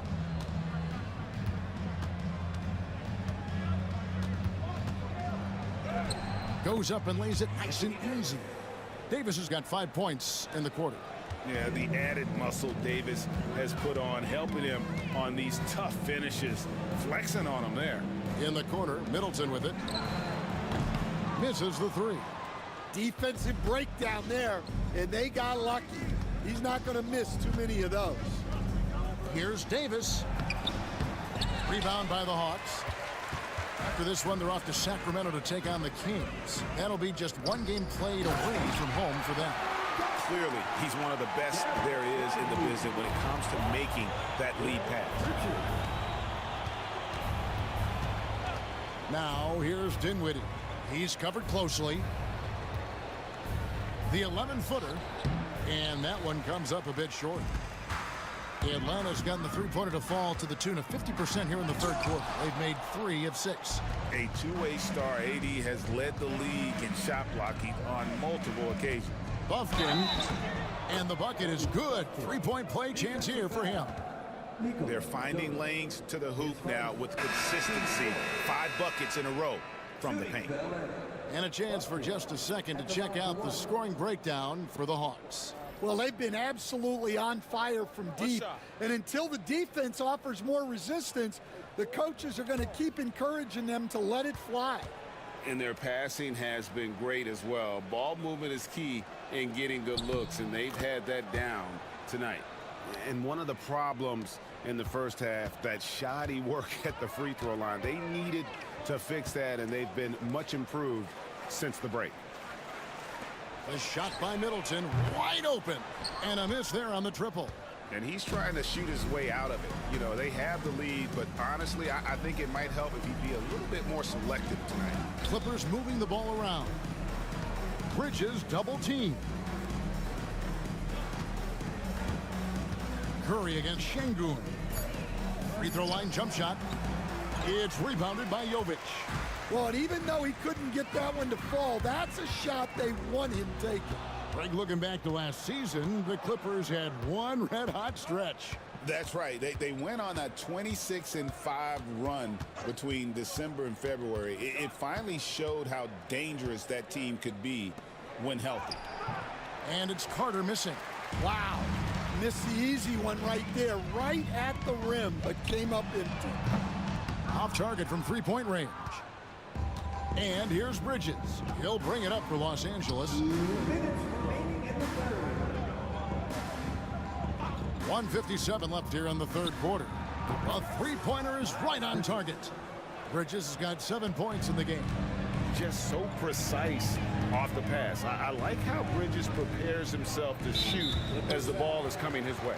And there's the call on Curry. That's his first foul. Stars checked in for the Hawks. Halliburton comes in for Topic.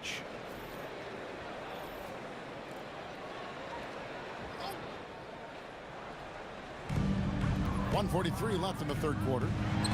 And Middleton the bucket on the assist by Czar. Czar's got 3 assists in the game. Brooks the pass to Bridges. Dinwiddie outside. And he gets the whistle. 2 free throws coming up.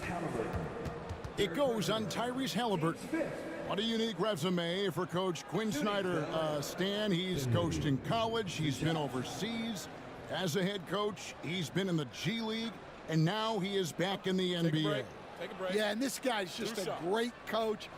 He's had teams that perform well at both ends of the floor. He's won everywhere he's been. And he's the only NBA coach I know of that's got a law degree on top of it. So he's smart and he can coach. Oh, and by the way, he had a pretty good mentor in college, didn't he? He certainly did. Markkanen, he's checked in for Chris Middleton.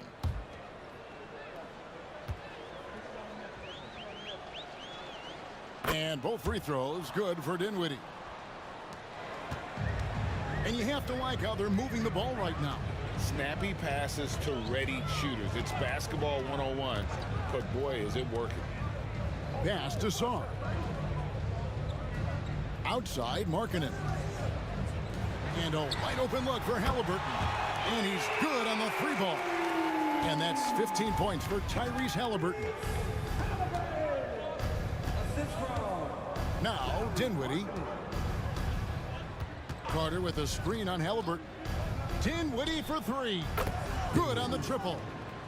Dinwiddie's got 8. Both teams running perimeter-oriented plays that are working.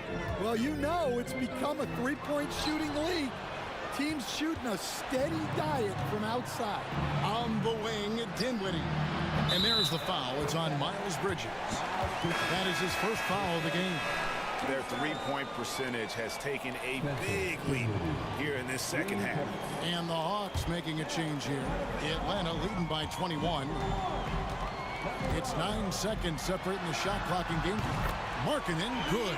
He's been reliable from the floor, and that's reflected on the scoreboard. Dinwiddie surveying the floor.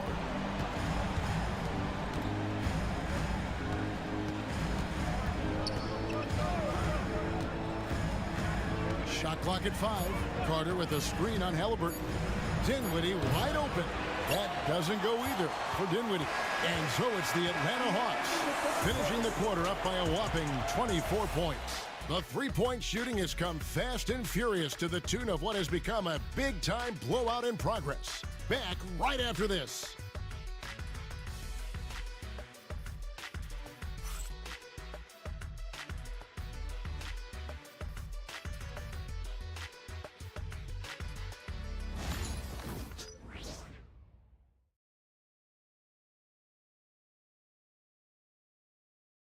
And let's take this chance now to show you the State Farm assist of the game. And he sliced the D wide open with his feed. They had no chance to prevent that basket. Now that is an elite level dish. What a great passer. And with the fourth quarter upon us, time is running out for this game to become competitive. Derek Lively is out there with Sarr. Then it's Lauri Markkanen. Then there's Tyrese Halliburton. So that's the lineup for Atlanta. And Greg, everyone loves talking trades. Future first-round picks have been moved quite a bit of late, and that's been kind of interesting. And Kevin, a lot of teams that don't control any of their future first-round picks. With so much pressure to win now, GMs are willing to use draft assets. Pass to Dinwiddie. Lays it up and banks it in. Dinwiddie's got the first basket as we get going in the fourth for the Clippers.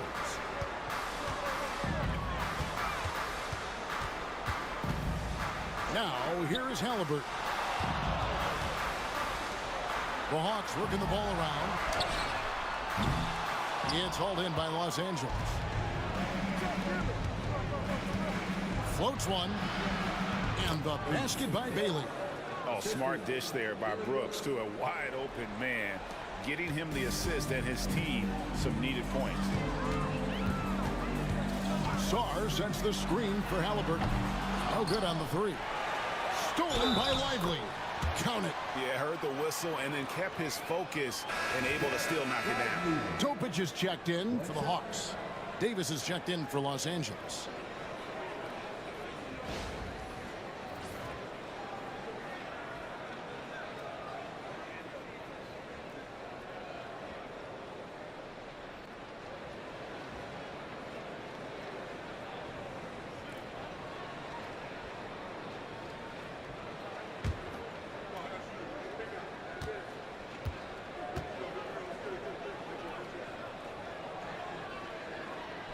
GA, what effect do you think the rule to limit flopping has had since it was put into place in the NBA? Well, I do think we're seeing less theatrics, and there were fines before, but a flop now might impact the game itself. So I'd say it's been a bit of a deterrent. Pass to Topic.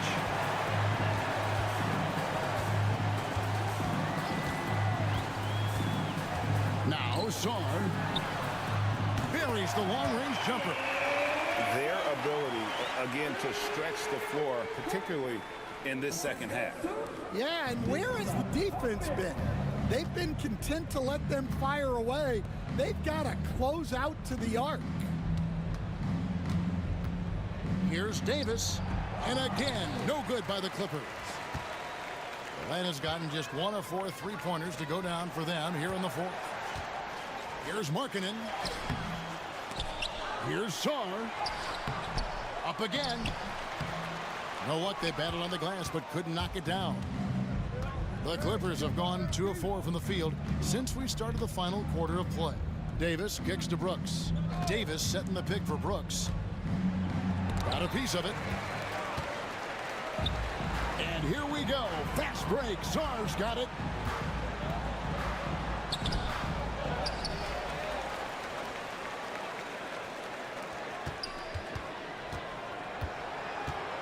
Down low. Here's Topic. Here's Lively. Uses the glass that time, and it's good. Well, he's shooting a high percentage, but not taking enough shots, in my opinion. He needs to be more aggressive on offense. Dinwiddie passes to Davis. Dinwiddie outside.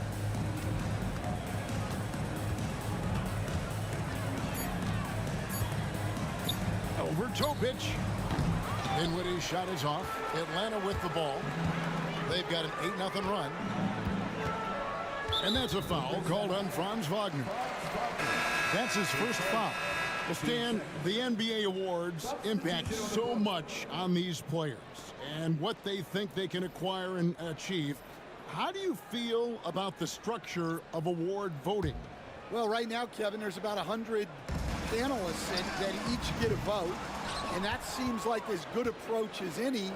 Certainly, I need to be on that panel, and you know, I mean, I think we'd probably get more worthy award winners if they would just let me pick them myself. But you know, they make your picks public, and a lot of times voters are uncomfortable with that. Yeah, that doesn't really bother me. I'm used to people disagreeing with me anyway. I have a family, Kevin. The correct decision by Middleton, moving to his wide-open teammate, Chris, a terrific passer off the wing. Pass to Wagner. Lets it go from deep. Gallinari with the rebound. And with the success they've had rebounding the basketball, they're right where you'd expect them to be, firmly in the driver's seat. For 3, Middleton. And it's the Clippers with the rebound. Davis has got his 6th rebound on the night. Well, with his team leading, he might just want to put that one in his pocket next time. To the paint. Here's Puffkin. From down in the low post, it goes. And with that one, he halts an 11-0 run by the Hawks. Here's Topic. Middleton looking it over. Jovic. And it's off from 3-point range. And so it's Davis. He'll bring the ball up for the Clippers. Milton with it. And the league clearly focused on making regular season games matter. Greg, you think more steps are coming? Well, let's give the league credit because they've left no stone unturned. The play-in, the in-season tournament, the 65 games rule, all implemented with that in mind. Pass to Gallinari. Here's Richard. Sinks the 3-pointer. Yeah, coming down the stretch, they've become reliant upon their perimeter game. Well, if you're looking to get points in a hurry as the game clock's running down, that's certainly the way to do it. Here's Davis. Rebound by the Hawks. And the Hawks with possession. They're on a 14-2 run here. Middleton outside. And it's a defensive 3-second violation. At the line for your Hawks, Richard, shooting one.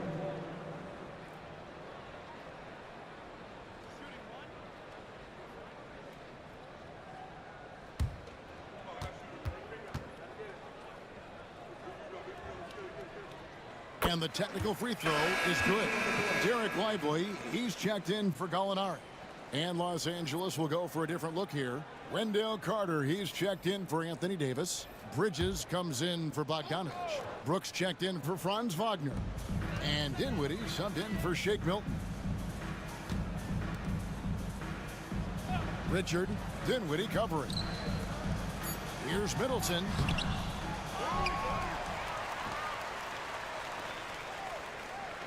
The Hawks working the ball around. Here's Topic. Tries again. That's good on the jump shot. And as we head to the final buzzer here, a crushing blowout. Big-time dominance. And this will go in the record books as a galley win for the Hawks. There was a standout performance across the board. I mean, it was like watching a cat play with a mouse. They were able to do more or less whatever they want. And during the long NBA season, each contest important here tonight. Tonight's win will give them 4 on the season. And it's the Hawks ball. What a stretch they've got going here. 17-2.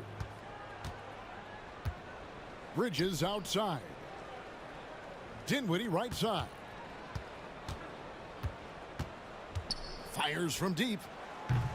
And Lively pulls it down. They are in complete control. This is the ultimate definition of the zone. Everything they've done has worked.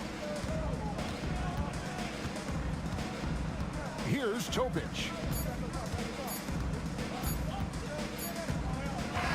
And so Atlanta takes this one by a big margin. And the outcome of this one was never in doubt. And boy, they really put in a supreme effort. It just felt like once they had that lead and it was comfortable, they were not going to relinquish it. Thank you for joining us. That'll do it for now. So, for Greg Anthony, Stan Van Gundy, and our reporter David Aldridge, this is Kevin Harlan saying thank you for watching. Hope you've enjoyed this presentation of the NBA on 2K Sports. Now it's time for our player of the game.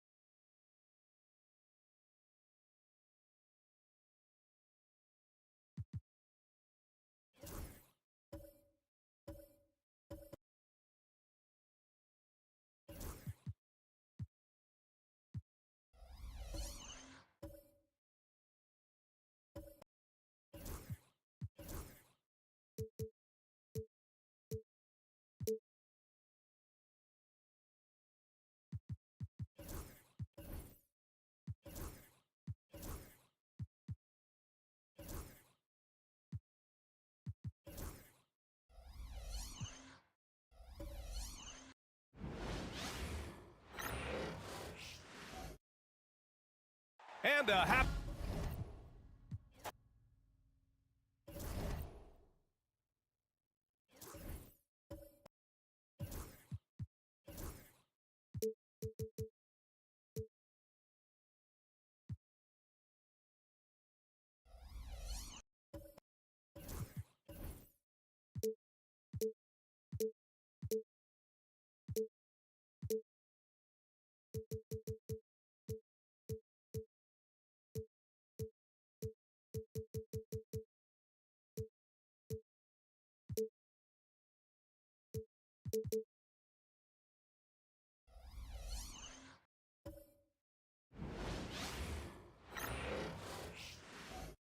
It's Thursday night, and it's the NBA here on 2K Sports. This is Kevin Harlan alongside Brent Barry and Greg Anthony. We've got David Aldridge reporting from the sideline. And now a moment to check out the leaders in the All-Star voting. Balloting underway. And this is really a fun time of year.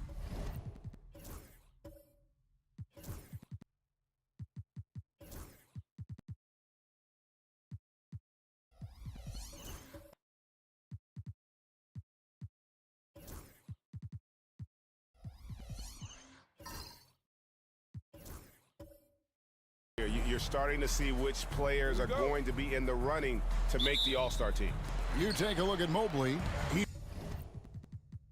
He's among the top 10 in the voting in the Western Conference. The fans rewarding him for a tremendous season so far. And I'm sure he's grateful for that. But, Kevin, I know what he really wants is a spot in that starting lineup. And we'll keep you posted as the voting continues. And the Houston Rockets starting five. They've got Josh Giddey. Santi Aldama is out there at Porter. Then it's Joel Embiid, and it's Young in at point guard. And what a matchup we have here in the front court, Greg. Yeah, each of these teams are anchored by their big men. I think it's going to be physical and highly intensified. One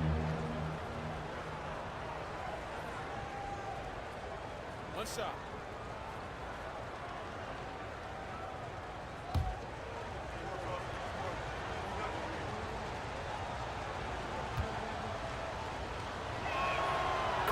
Well, guys, with Embiid on the floor, it's not just about his individual play. He changes everything for everyone on that team. That's how dominant he is. It's not just statistics. His presence alone propels them. Now, here's Cunningham. Really had troubles in the loss to Detroit. Now you see Cunningham just getting more and more comfortable in these pick and roll situations. He's going to have thousands of them throughout the season. Embiid kicks to Giddey. And there's the call. It's going to be an illegal screen. When a pick like that is questionable and creates that much of an advantage for the offense, you have to blow the whistle. Yeah, a quick little lean like that is going to get the ref's attention. Foul call. Now here's Mobley. And now we've got some time to check in from the sideline. You got for us, DA? Well, I was able to catch up with Eric Spoelstra a few minutes ago. Well, we talked about how difficult a matchup Joel Embiid can be for a defense. Coach told me it's all about not letting him get established down low and making him try to beat us with longer shots. If we do that, I think we'll be fine. Of course, saying it on the sidelines is one thing, and doing it on the court, quite another. Guys? All right, David, thanks. Gets it to fall from the right block. Yeah, Cade eager but not rushed that time, just jumping at the chance for the quick shot. Giddey against Levine. The kick out to Young. Pass to Aldama. Porter looking it over. Down to 5 on the shot clock. And the 3 ball is good. You just look at how smooth that shot is from Porter Jr. From range, he knows what he's doing. Levine passes to Wiggins. Mobley with the bounce pass. Mobley is screen on Young. Here's Cunningham. And again, Cunningham missing. Well, he's a guy they count on to produce from the mid-range. He doesn't miss too many open looks from there. Young finds Giddey. Back to Young. The offensive rebound. Shot didn't fall, but that play worked well to get a good look at the basket. Yeah, an efficient offensive possession. They found the look that they wanted, just didn't go in. Now here's Gobert. Wiggins outside. Good ball movement here by Miami. Mobley is screen on Young. Cunningham drops it in from 14 feet away. Cunningham's got his second bucket. A good eye from the mid-range. It's part of what makes Cunningham so dangerous. And we've got a timeout called from Ime Udoka. This will give him a chance to discuss some potential alterations.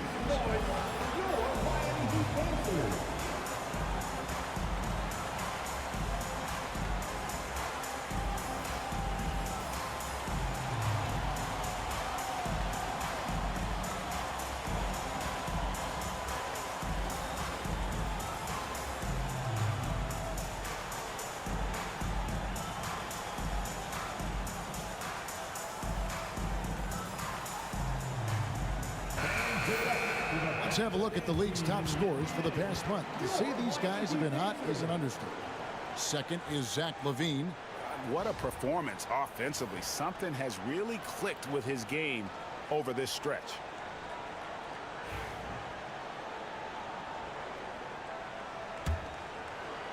We're about 3 minutes into this first quarter. And Brandon, the super team era is indeed coming to a close. The Miami Heat were one of the most successful examples. Yeah, Kevin, you're obviously referring to the Heatles with LeBron James, Dwayne Wade, and Chris Bosh.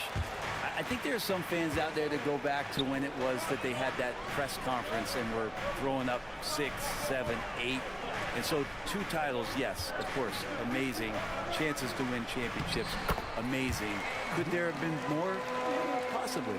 This close to the rim, Wiggins can make it look pretty effortless. He just pops it in. Pass to Aldama from deep. And it's Miami with the rebound. This game coming after a loss against the Pistons.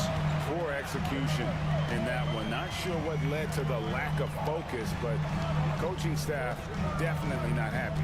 And they made some comments themselves that some of the fault might have lied with them because they didn't go in with the best of game plans and they didn't make the right adjustments. So we'll see tonight if they do. Now here's Porter.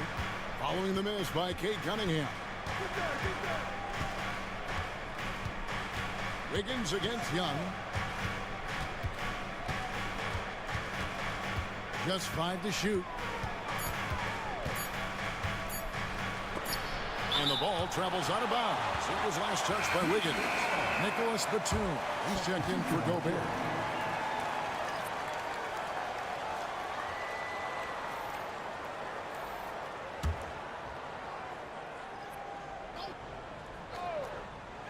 And they'll turn it over. Could not get off a shot. 24-second violation. Houston making a switch here.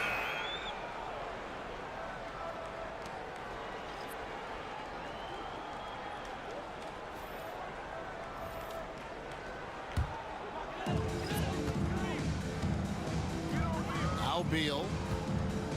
From past the arc. The rebound by Batadze. And that was almost a block. Still did enough to alter the shot. Yeah, altering the shot just as long as there's a miss, that kind of energy not wasted.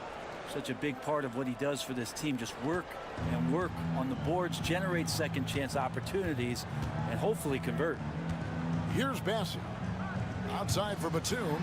Schroeder outside. Sweet move. It's blocked.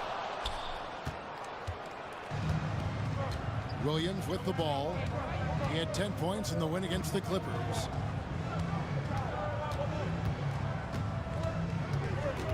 Pass to Gay.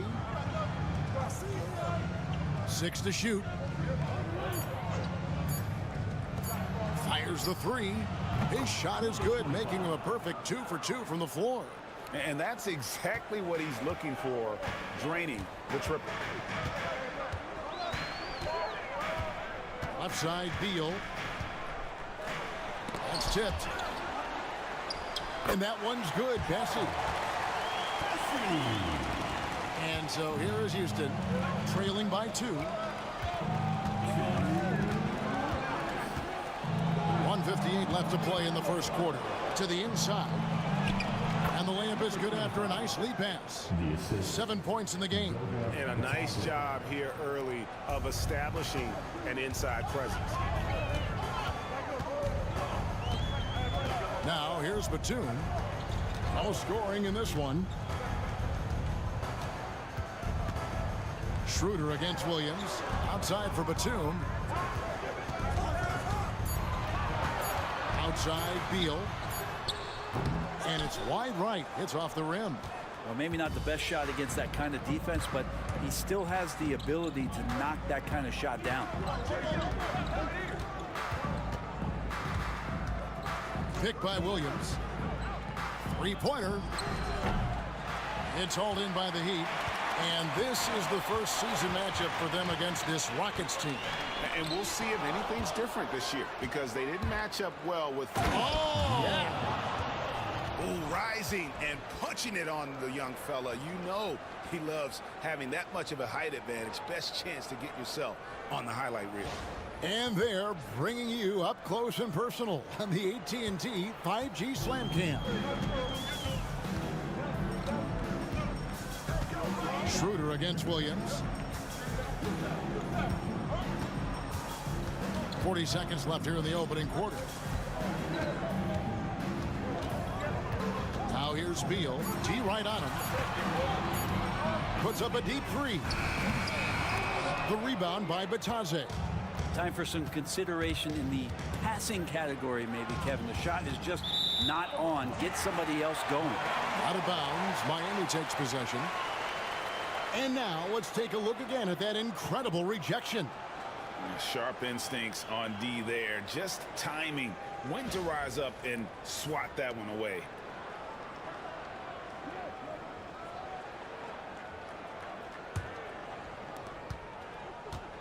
Miami's gone 1 of 5 from downtown in the first quarter. Points out there have been hard to come by. Now here's Beal. Defense right on him. Batum sets a screen for Beal. Buries it from three-point range.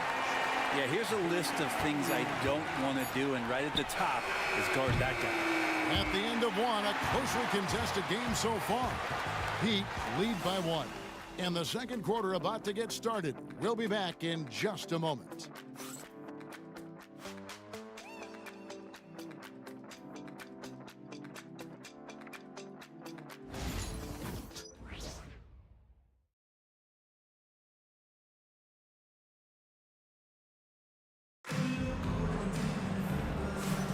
And if you're just tuning in, it's been a pretty even game through the first quarter. And let's quickly break down the game we've seen from Miami, guys. Well, look at the turnover ratio, then look at the score. Easy to see what happened in that first period. Yeah, hopefully the opposition can recover, because that first quarter defensively was unbelievable, just crippling defense. And here are the Rockets now. They trail by 1. Mobley is out there with Andrew Wiggins. Then it's Zach LaVine. Then it's Cade Cunningham. And it's Gobert in at the 5 spot. It's the group on the floor for Miami. Yeah, the defense getting up close. I feel like Giddey was just setting the guy up. Brent, some early success for Josh Giddey in the NBA. When you look at his game, what do you like most? I love the vision, Kevin. This guy is one of the most creative passers that the NBA has, and is willing to take some risks. And the reason he does that is he has confidence in his teammates. But that vision by Josh Giddey is something special. Well, Giddey sees things before they happen, and so one of the things that he probably wrestles with is trying to do too much and overthink for his teammates, but there's no doubt his IQ is on display when he's on the floor. And he can't hit the second. GA, if you look back at the Rockets' history, so many all-time greats have spent time there. Yeah, it's an impressive list, right? Olajuwon, Moses Malone, Calvin Murphy, and Harden. Houston's well represented in the Hall of Fame. That's a high percentage look when the D doesn't fight over the screen. The coach over there just asking for one simple thing, and that's some effort. Got burned on that one. Here's Gay, covered by Mobley. Porter, no luck. And so it's Cunningham. He'll bring it up for the Heat. It's a three-point game. And slam dunk by Gobert. Not stopping that. Gobert from there is right around 100%. Cunningham against Giddey. Here's Gay. And a wide open look for Porter. Sinks the triple. Porter's got 6. That's one of the best three-point shooters. You got to try to scramble the Jets right here and get that guy off the sweet spot. LaVine feeling it out a bit. Cunningham outside. Clock at 4. The Heat need to get a shot off. Mobley finds LaVine. Tried to answer back, but that 3 is off the mark. Houston's gone 3 of 6 tonight when they've let it fly from downtown. Pass to Gay. Back to Giddey. There's a screen.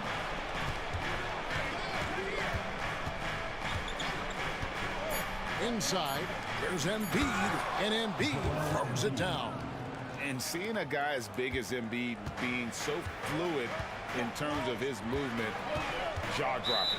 And we'll have a timeout called by Eric Spoelstra. He's ready to talk things through with the team.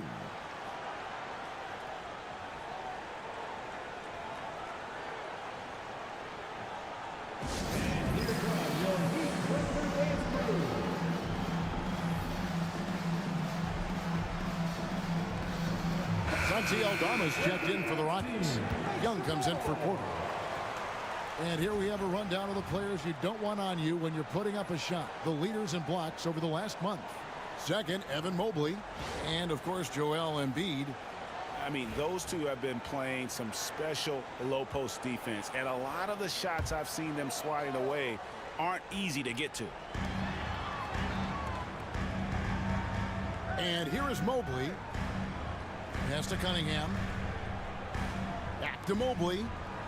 Shot clock at 6. In the air. Here's Gobert. The second chance effort. Back to Mobley. And another shot. And oh boy, a lot of contact there, but he gets the call and will shoot 2. That one on Embiid. And to me, Evan Mobley seems like a fast learner. He adapted to the league play pretty seamlessly and is always looking for little ways to improve.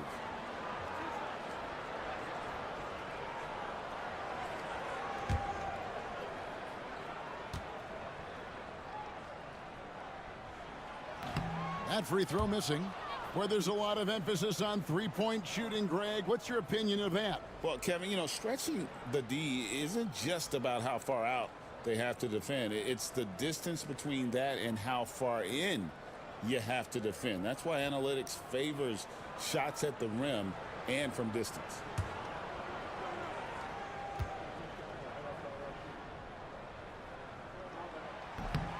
He hits the second from the line. One thing you can pretty much count on with the Heat, Brent Barry, they're going to grind it out. Yeah, this team has always been built around tenacity and toughness.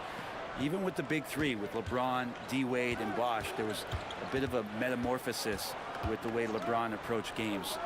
Kind of being hated on was something they embraced, and that culture demands that hustle accountability and will consistently be about their culture. Cunningham passes to Wiggins. Mobley outside. Mobley a screen on Giddey. Levine dishes to Gobert. That one dropped for his second bucket. Mark him 2 for 4.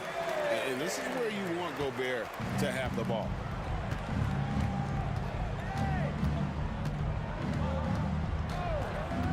Pass to Young.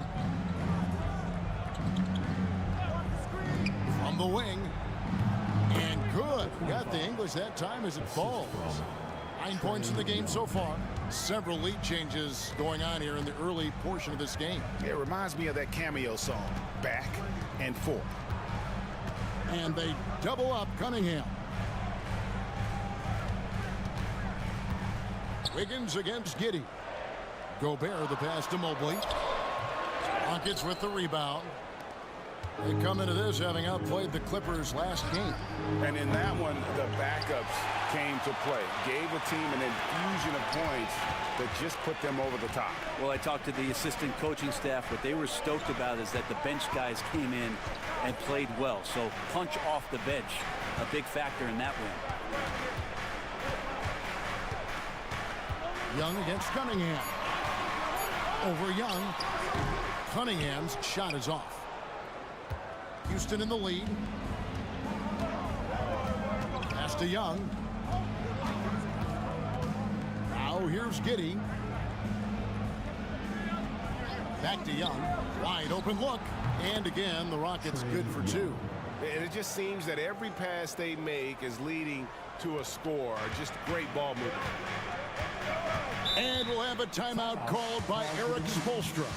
And coach has decided they need a moment to talk things over.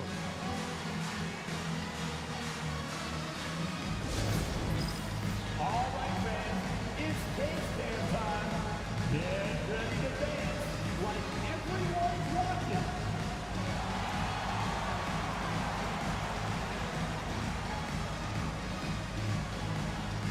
Show us those moves.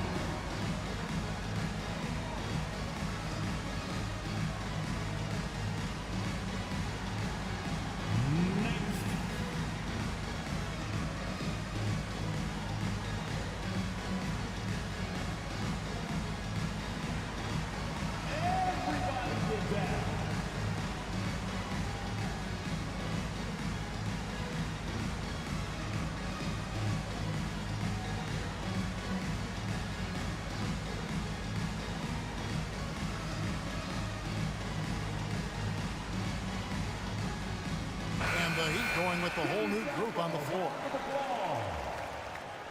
Substitution on the court.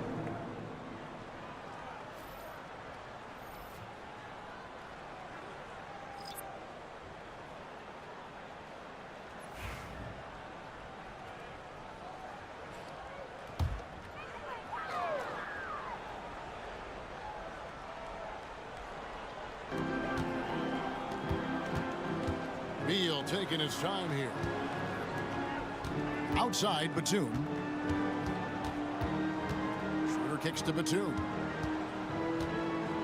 just 5 on the clock. Beal from long range. Rebound by Williams. And the rebound battle split evenly thus far. Pass to Young.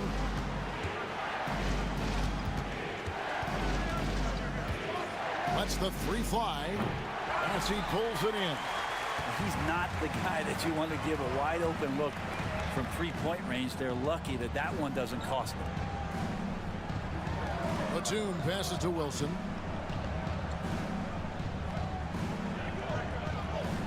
And it's Beal in the corner. Over Williams. Again, the miss by the Heat. Houston leading by 3.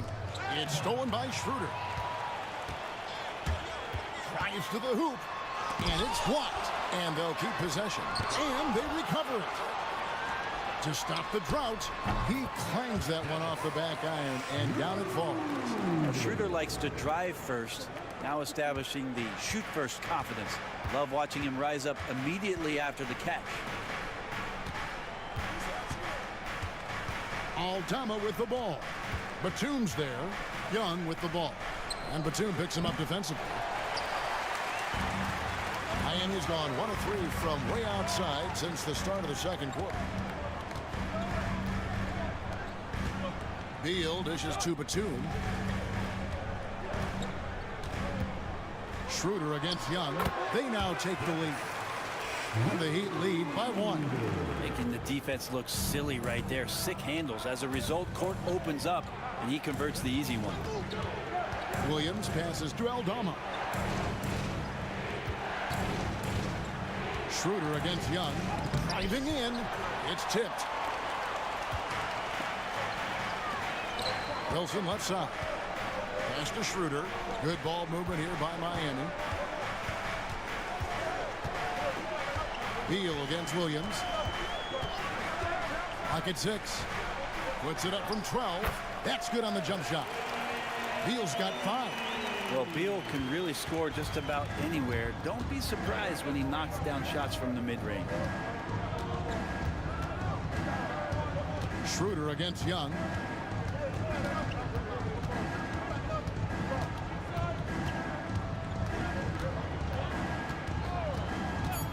Three-pointer. No good on the shot. And that's it for the first half of action. What's been a very close game here. Heat out front, up by 3. A chance now to send it over to David Aldridge, standing by courtside. David. Thanks, Kevin. Zach, a hard-fought first half. What changes have to be made to get a little separation? They're making tough shots. We're trying to stick to our concept, so we got to come back, make plays, make shots, and, just stay solid. Always a challenge for a young team. Thanks for your time, Zach. Back to you, Kevin. Okay, David, much appreciated. And now time for halftime. So we'll be back in just a bit to get the third quarter underway. And get ready for the fans half-court shot drum roll. They're thinking about the shot.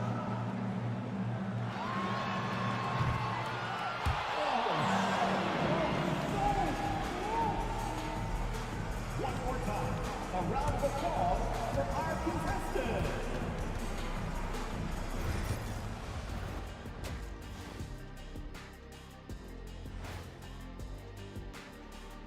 Pleased to have you tune in. What better way to start than by checking out the contenders for the dunk contest on All-Star Weekend? Watch these guys from now into the contest. I bet they thought of crazy in-game dunks that you've never seen before. I feel like they've never chose you because they like their backboards so much. That would be correct. Circling back to our featured game, the Miami Heat find themselves in a pretty even matchup. You look at their success so far, and the result is great execution. They're playing within themselves and within the system. Which I suppose accounts for the low turnover total. Or that's just me. That is more than enough of us. Let's send you back to the game. Kevin Harlan and crew with the second half.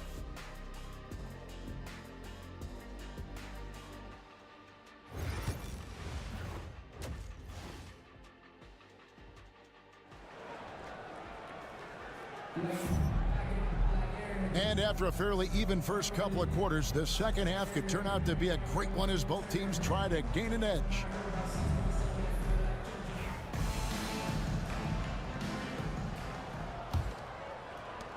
Rockets trail by 3. Starting the second half, here's Ime Udoka's 5. They've got Young, and Embiid is out there with Santi Aldama. Then it's Josh Giddey, and it's Porter in at the small forward. It's all about smart choices, and Trae Young's making them right now. And one of those guys, Brent, who can take over a game, sometimes from beginning to end, is Trae Young. It is remarkable, Kevin, especially at his size in today's game. It reminds me a lot of playing against Allen Iverson, a guy who could dominate the game as a small player, and that's what Trae is. But what he can do offensively, the instincts that he shows, the way he can get it going offensively, he's truly a remarkable talent in terms of a small guy dominating a big man's game. Puts it up from 7, hits some rim on the way in, and the bucket's good. Embiid's got his 3rd basket of the night. Outside, Levine. Mobley sets the pick for Levine. And Mobley throws it down. You've got to love his aggressiveness to finish inside. Well, his leaping ability gives him a great advantage. Right around a minute and a half played here in the 3rd quarter. Embiid finds Porter. And the call on the shot sends him to the line. It's going to be on Andrew Wiggins. You get inside. There's all kinds of traffic. This is the result as Porter Jr. is going to get to the foul line.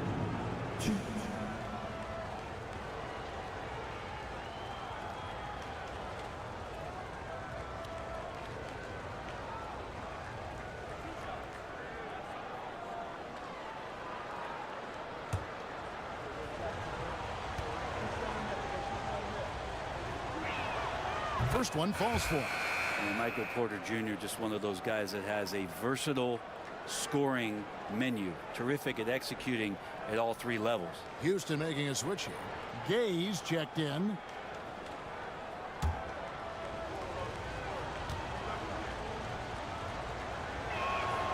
And Porter drops them both. Well, Porter has consistently been one of the most effective high-volume three-point shooters that we have in the league. Outside, Levine. Pass to Wiggins. Cunningham on the wing. And they double up Cunningham with the shot. And there's Mobley, and that's good on the assist by Cunningham. Cunningham's got his 4th assist with that last one here tonight. And we've got a timeout called from Ime Udoka. He wants to regroup and go over the strategy. We want to see you get live. We've got t-shirts.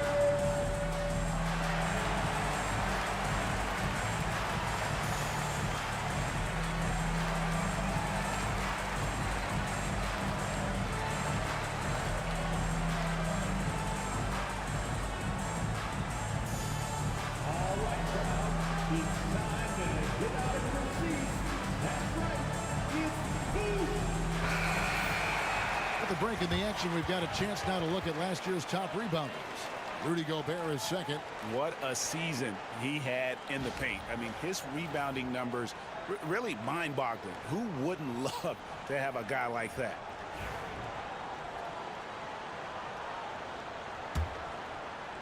And we're just around 2 minutes into the final half of play now. Young looking around. Embiid with a screen on Cunningham. Pass to Porter. Here's the 3. Evan Mobley with the rebound. Mobley's got 5 rebounds tonight. On the wing, Wiggins, guarded by Porter. Mobley kicks to Cunningham. There's the drive. Outside, Levine. That's in, coming off the assist from Cunningham. Cunningham's got his 5th assist in this one. Pass to Gay. Here's Porter. Covered by Wiggins. Here's Gay. Young outside. 5 on the clock. Over Cunningham. Another miss by Houston. And you know what? He's just not on his game, no doubt about it. Their deficit isn't totally on him, but he has not been an asset for his team. Good ball movement here by the Heat. Levine against Giddey. Levine dishes to Mobley. And the 3 off target. Nuggets trail by 3. Porter trying to free himself up, and the layup's good off the glass. That's impressive stuff from Giddey, just getting on the interior part of the defense. And timeout is called by Eric Spoelstra. Looking for a breather, and maybe just 1 or 2 things to talk about. All right, you fans, get out and show some love for your Heat squad.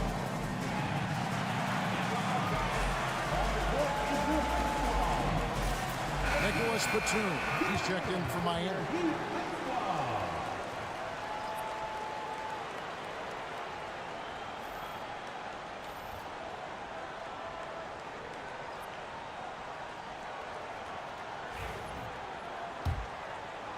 Just over 3.5 minutes through the third quarter of play now. To the inside. And that one clearly a foul. Gets the whistle and 2 shots coming up. Looking here at some numbers for Embiid. He's coming off an excellent season. He averaged about 34 points a game last season, 11 rebounds and 5 assists. And he does a great job of just attacking the glass, really determined to track it down. Anticipation when it comes to rebounding, that can separate elite ones from average ones.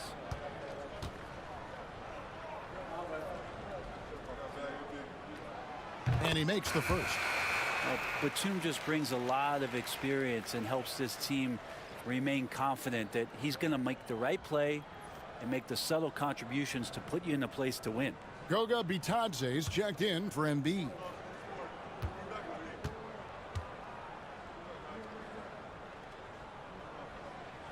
And both free throws good for Nicholas Batum. And so it's Giddey with it. He brings it up for Houston. They trail by 3. Here's Gay. Covered by Mobley. Porter, no luck. The Heat have gone 3 of 5 to start the second half, developing a nice rhythm out there. Levine passes to Mobley. Pass to Cunningham from outside the arc. Gay with the rebound. This shot's just, it's not there right now. With his team leading, perhaps, let's focus on some other areas of the game. They set the pick.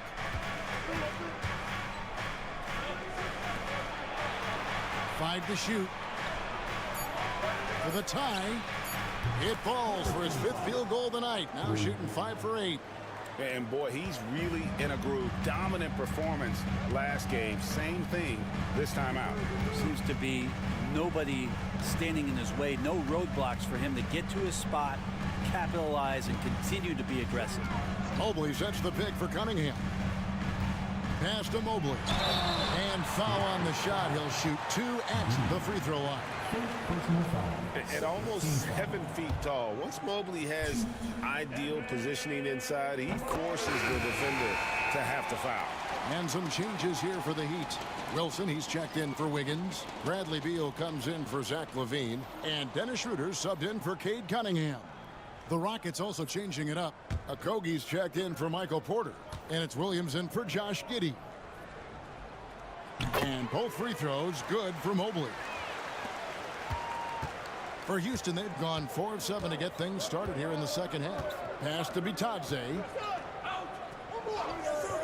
Here's Okogie for the lead. And again, it's the Rockets from deep. Yeah, not a strength of Okogie, but you can see that he's putting the work in. Miami trailing. Schroeder passes to Wilson. And here is Beal.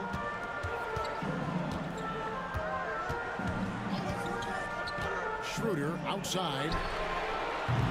Miami no good on that time either. And on an open look like that, he's very gifted at making the weak coverage pay.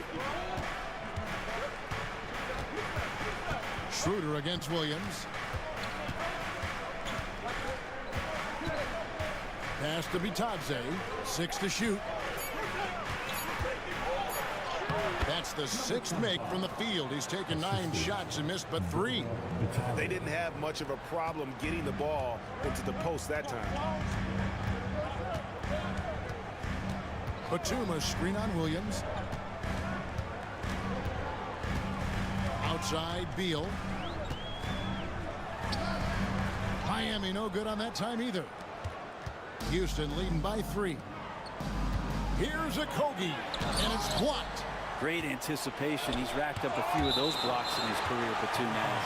And as it goes out of bounds, Houston able to keep the ball. Let's take a second look at that fantastic block. And this is why coaches stress the importance of defense. Big block there in this close game. And Miami making a change here. Bassey's checked in. And a change for the Rockets. Aldama's checked in.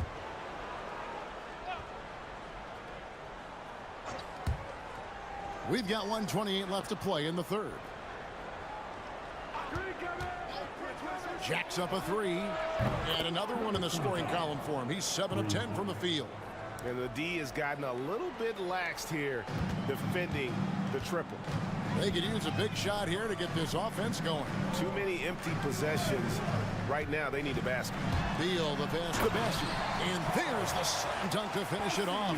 We've seen Bradley Beal elevate his playmaking ability over the years. That's nice work in the pick and roll. Pass to Gay. Offline with his 3. The Heat trail by 4. Schroeder with the ball. It's deflected.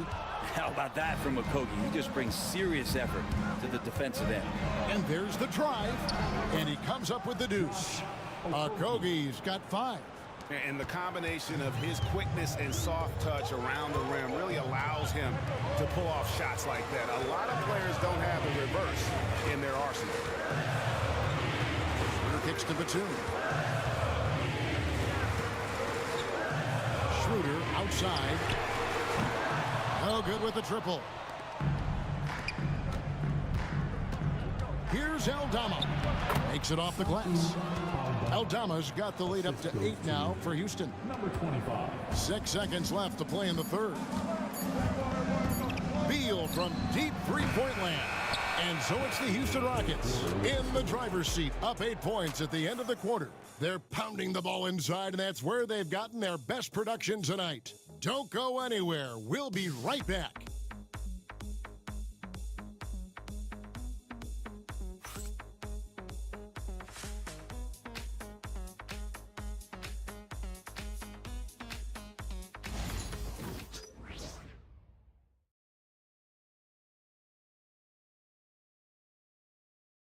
Head coach Eric Spoelstra mic'd up along the sideline. Let's check it out. It's got to be a sense of urgency right now, okay? Any kind of tip out or 50-50 ball, we got to own that. And then we got to communicate. I don't know, but there's got to be a real sense of urgency. GA, he's begging his guys to be more assertive in all aspects of the game. And in close games, Coach Spo is solid at knowing how to get his guys to just kick it up a notch.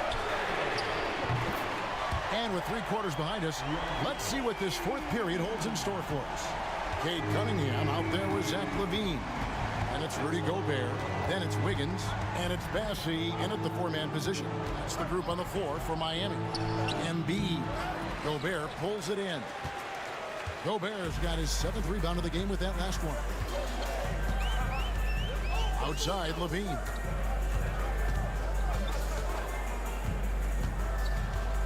Pass to Wiggins. Over in the corner, Cunningham. Shot clock at 5. And they double up Cunningham. It's rebounded by Houston. Embiid's got 4 rebounds now tonight. Here's Giddey. The shot, no good. Nice D from LaVine. We've played just over 1 minute here in the 4th quarter. Here's Cunningham. And Joel Embiid pulls it down. Embiid's got rebound number 5 here tonight. Porter finds Aldama. Pass to Giddey.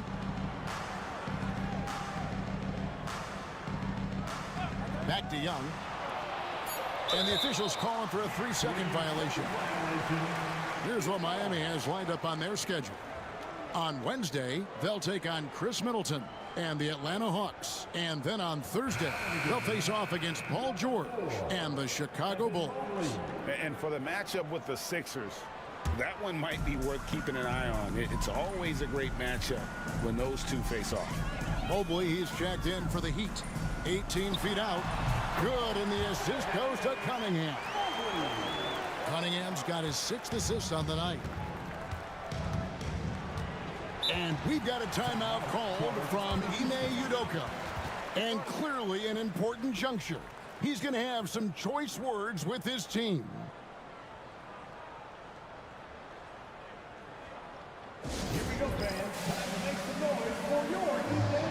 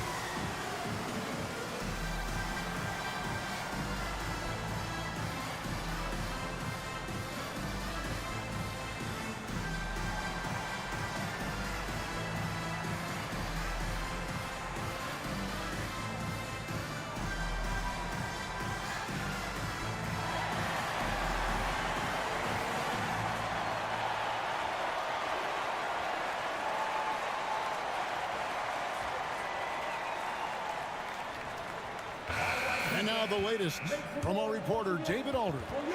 Hey, guys, during that last break, I heard Ime Udoka as he talked with the team. He told them this is what it's all about, proving we're the better team in the tough situations. But you got to want it. Coach told his guys they have what it takes to win here. Guys, back to you. Thank you, David.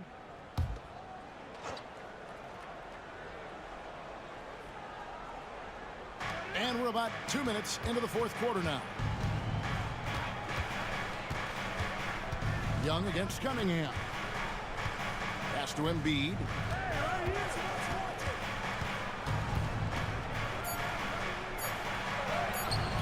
Off the mark, and the drop continues. He's so good at getting to the rim. Maybe tries to get a little bit too cute with that one. I thought he'd lay it straight up and in. Cunningham finds Mobley. Levine wide open. The shot goes down and gets this game back to even. Levine's got 9 points now in just the second hit. Cunningham against Young. The 3. Aldama can't hit. Well, he wanted to return the favor there for that last 3, but it just wasn't in the cards. And we're about 3 minutes into the 4th quarter. Back to Mobley to take the lead. Good, and the assist goes to Cunningham. And now it's a 3-point Miami lead. All these threes they're giving up have really been the driving force on this run. Embiid inside, defended by Gobert. Embiid with a screen on Levine. 4 on the clock. The kick out to Young. Goes up from the top of the key. Offensive rebound. Pass to Aldama. Fires the 3. That shot off.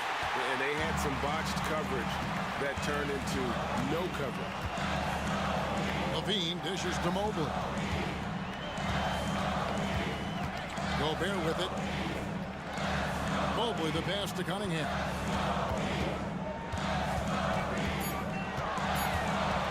Over Young. Cunningham's shot is off. Kind of rare to see any player have this much of a struggle from the field. To still have the lead shows how resilient they are as a complete team. Young from outside drills the three-pointer. Young's got it all tied up now for Houston. And with that three-pointer, how about ending that 11-0 run by Miami? And Gobert kicks to Cunningham. And another basket for Miami. You can't just stop when there's a pick set up. Gotta fight over it as a defender. That's one that the coaches will watch tomorrow with that player. You hate to see him give up in that situation. Out of bounds, Miami takes possession.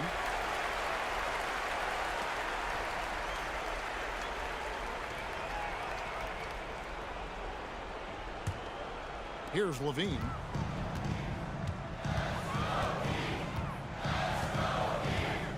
Mobley, a screen on Giddey. Here's Cunningham. And 2 free throws coming up. Unable to get that one to go with all the contact. That one on Embiid. Brent, we talk about guys on the brink of stardom. Cade Cunningham is right there. Yeah, the 2 areas you'd love to see Cade improve on is just taking better shots and making plays for others. He has that instinctually, Kevin, as a point guard at his size. But as his team grows, the appreciation for what Cade Cunningham can do on the floor, that will grow too. And Cunningham, with that #1 selection, lots of expectations for him. So a steep learning curve to get to the level that he wants to play at. But he's got a great work ethic, and he's going to give you his best effort every night. So he makes 1 of 2 as the second one misses. And they're drawing more whistles and working their way to the line here in the second half. And it's Giddey in the corner. Mobley with the block. And this is why you gotta be excited about Mobley. Already a special and versatile defender. On the wing, Levine. Giddey defending. Lets it go from 11. Levine can't hit. And so it's Young who brings it up for Houston. Now Giddey. Aldama with the ball. On its way from Young for 2. A miss that time. Would have put him up. Cunningham looking it over. Mobley outside. Again, the miss by the Heat. And they're in position to take the lead. And how big would a bucket be at this stage of the game? Levine double team. Mobley finds Wiggins. Gobert in the corner. Cunningham sets a screen for Gobert. And contact on the shot, so he'll be shooting free throws here. That one on Embiid. And the length of Gobert can be so difficult to deal with. And that's why you have to be physical with him on defense.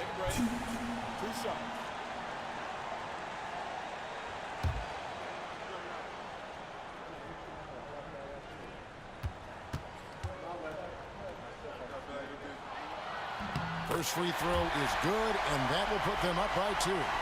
And Gobert knows his role on this team.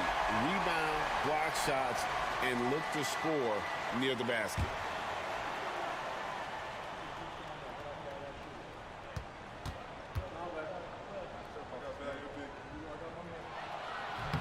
Second one is good. Getting both at the line, and it's a 3-point game.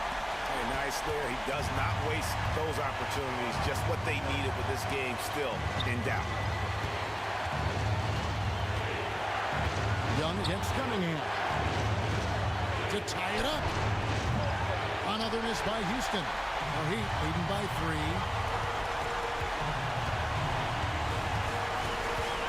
We've got 1:13 left in the 4th quarter. Levine, the bounce pass. With the fadeaway. And, yep, finally dropped after rolling around the rim. 9 points for Cade Cunningham. And Cade Cunningham stepping up in a big moment for this squad. Young against Cunningham.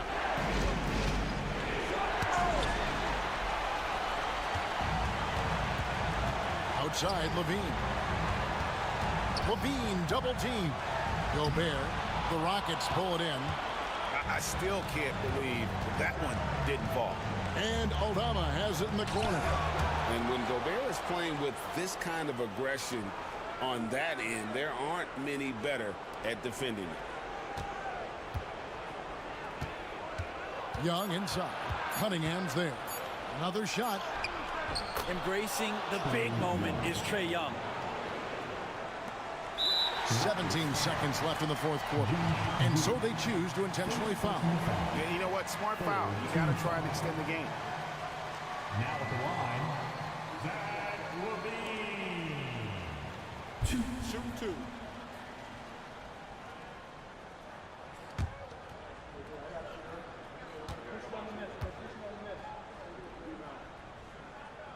Good on the first, and that gives them a 4-point cushion.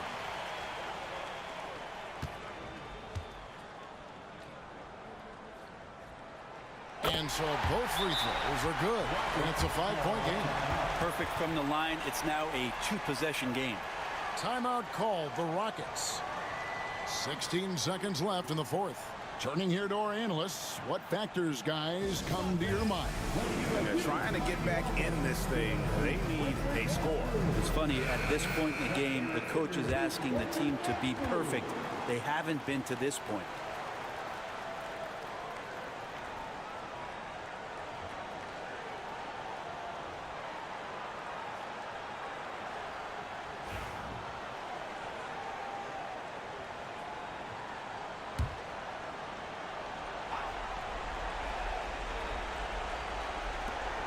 Sixteen seconds left to play here in the fourth.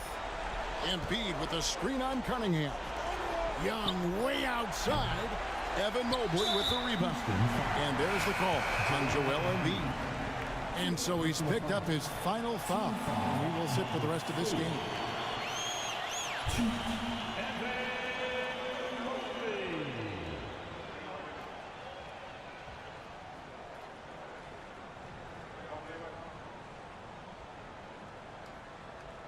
Shoot 2.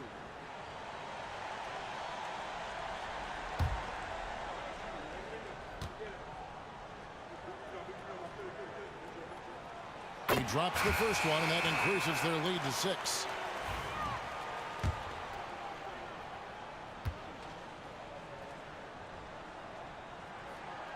And he hits both free throws here. So now it's a 7-point game.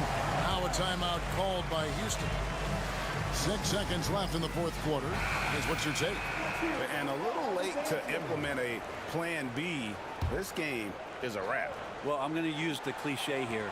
You can't take your timeouts with you, so they're going to use it. And so it's Miami winning this one.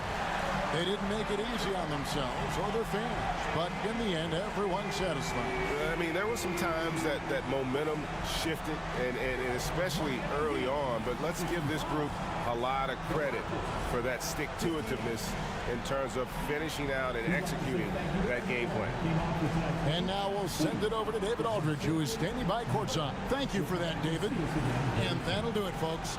For Greg Anthony, Brett Barry, and David Aldridge, this is Kevin Harlan. Thank you for watching the NBA, presented by 2K Sports. See you later.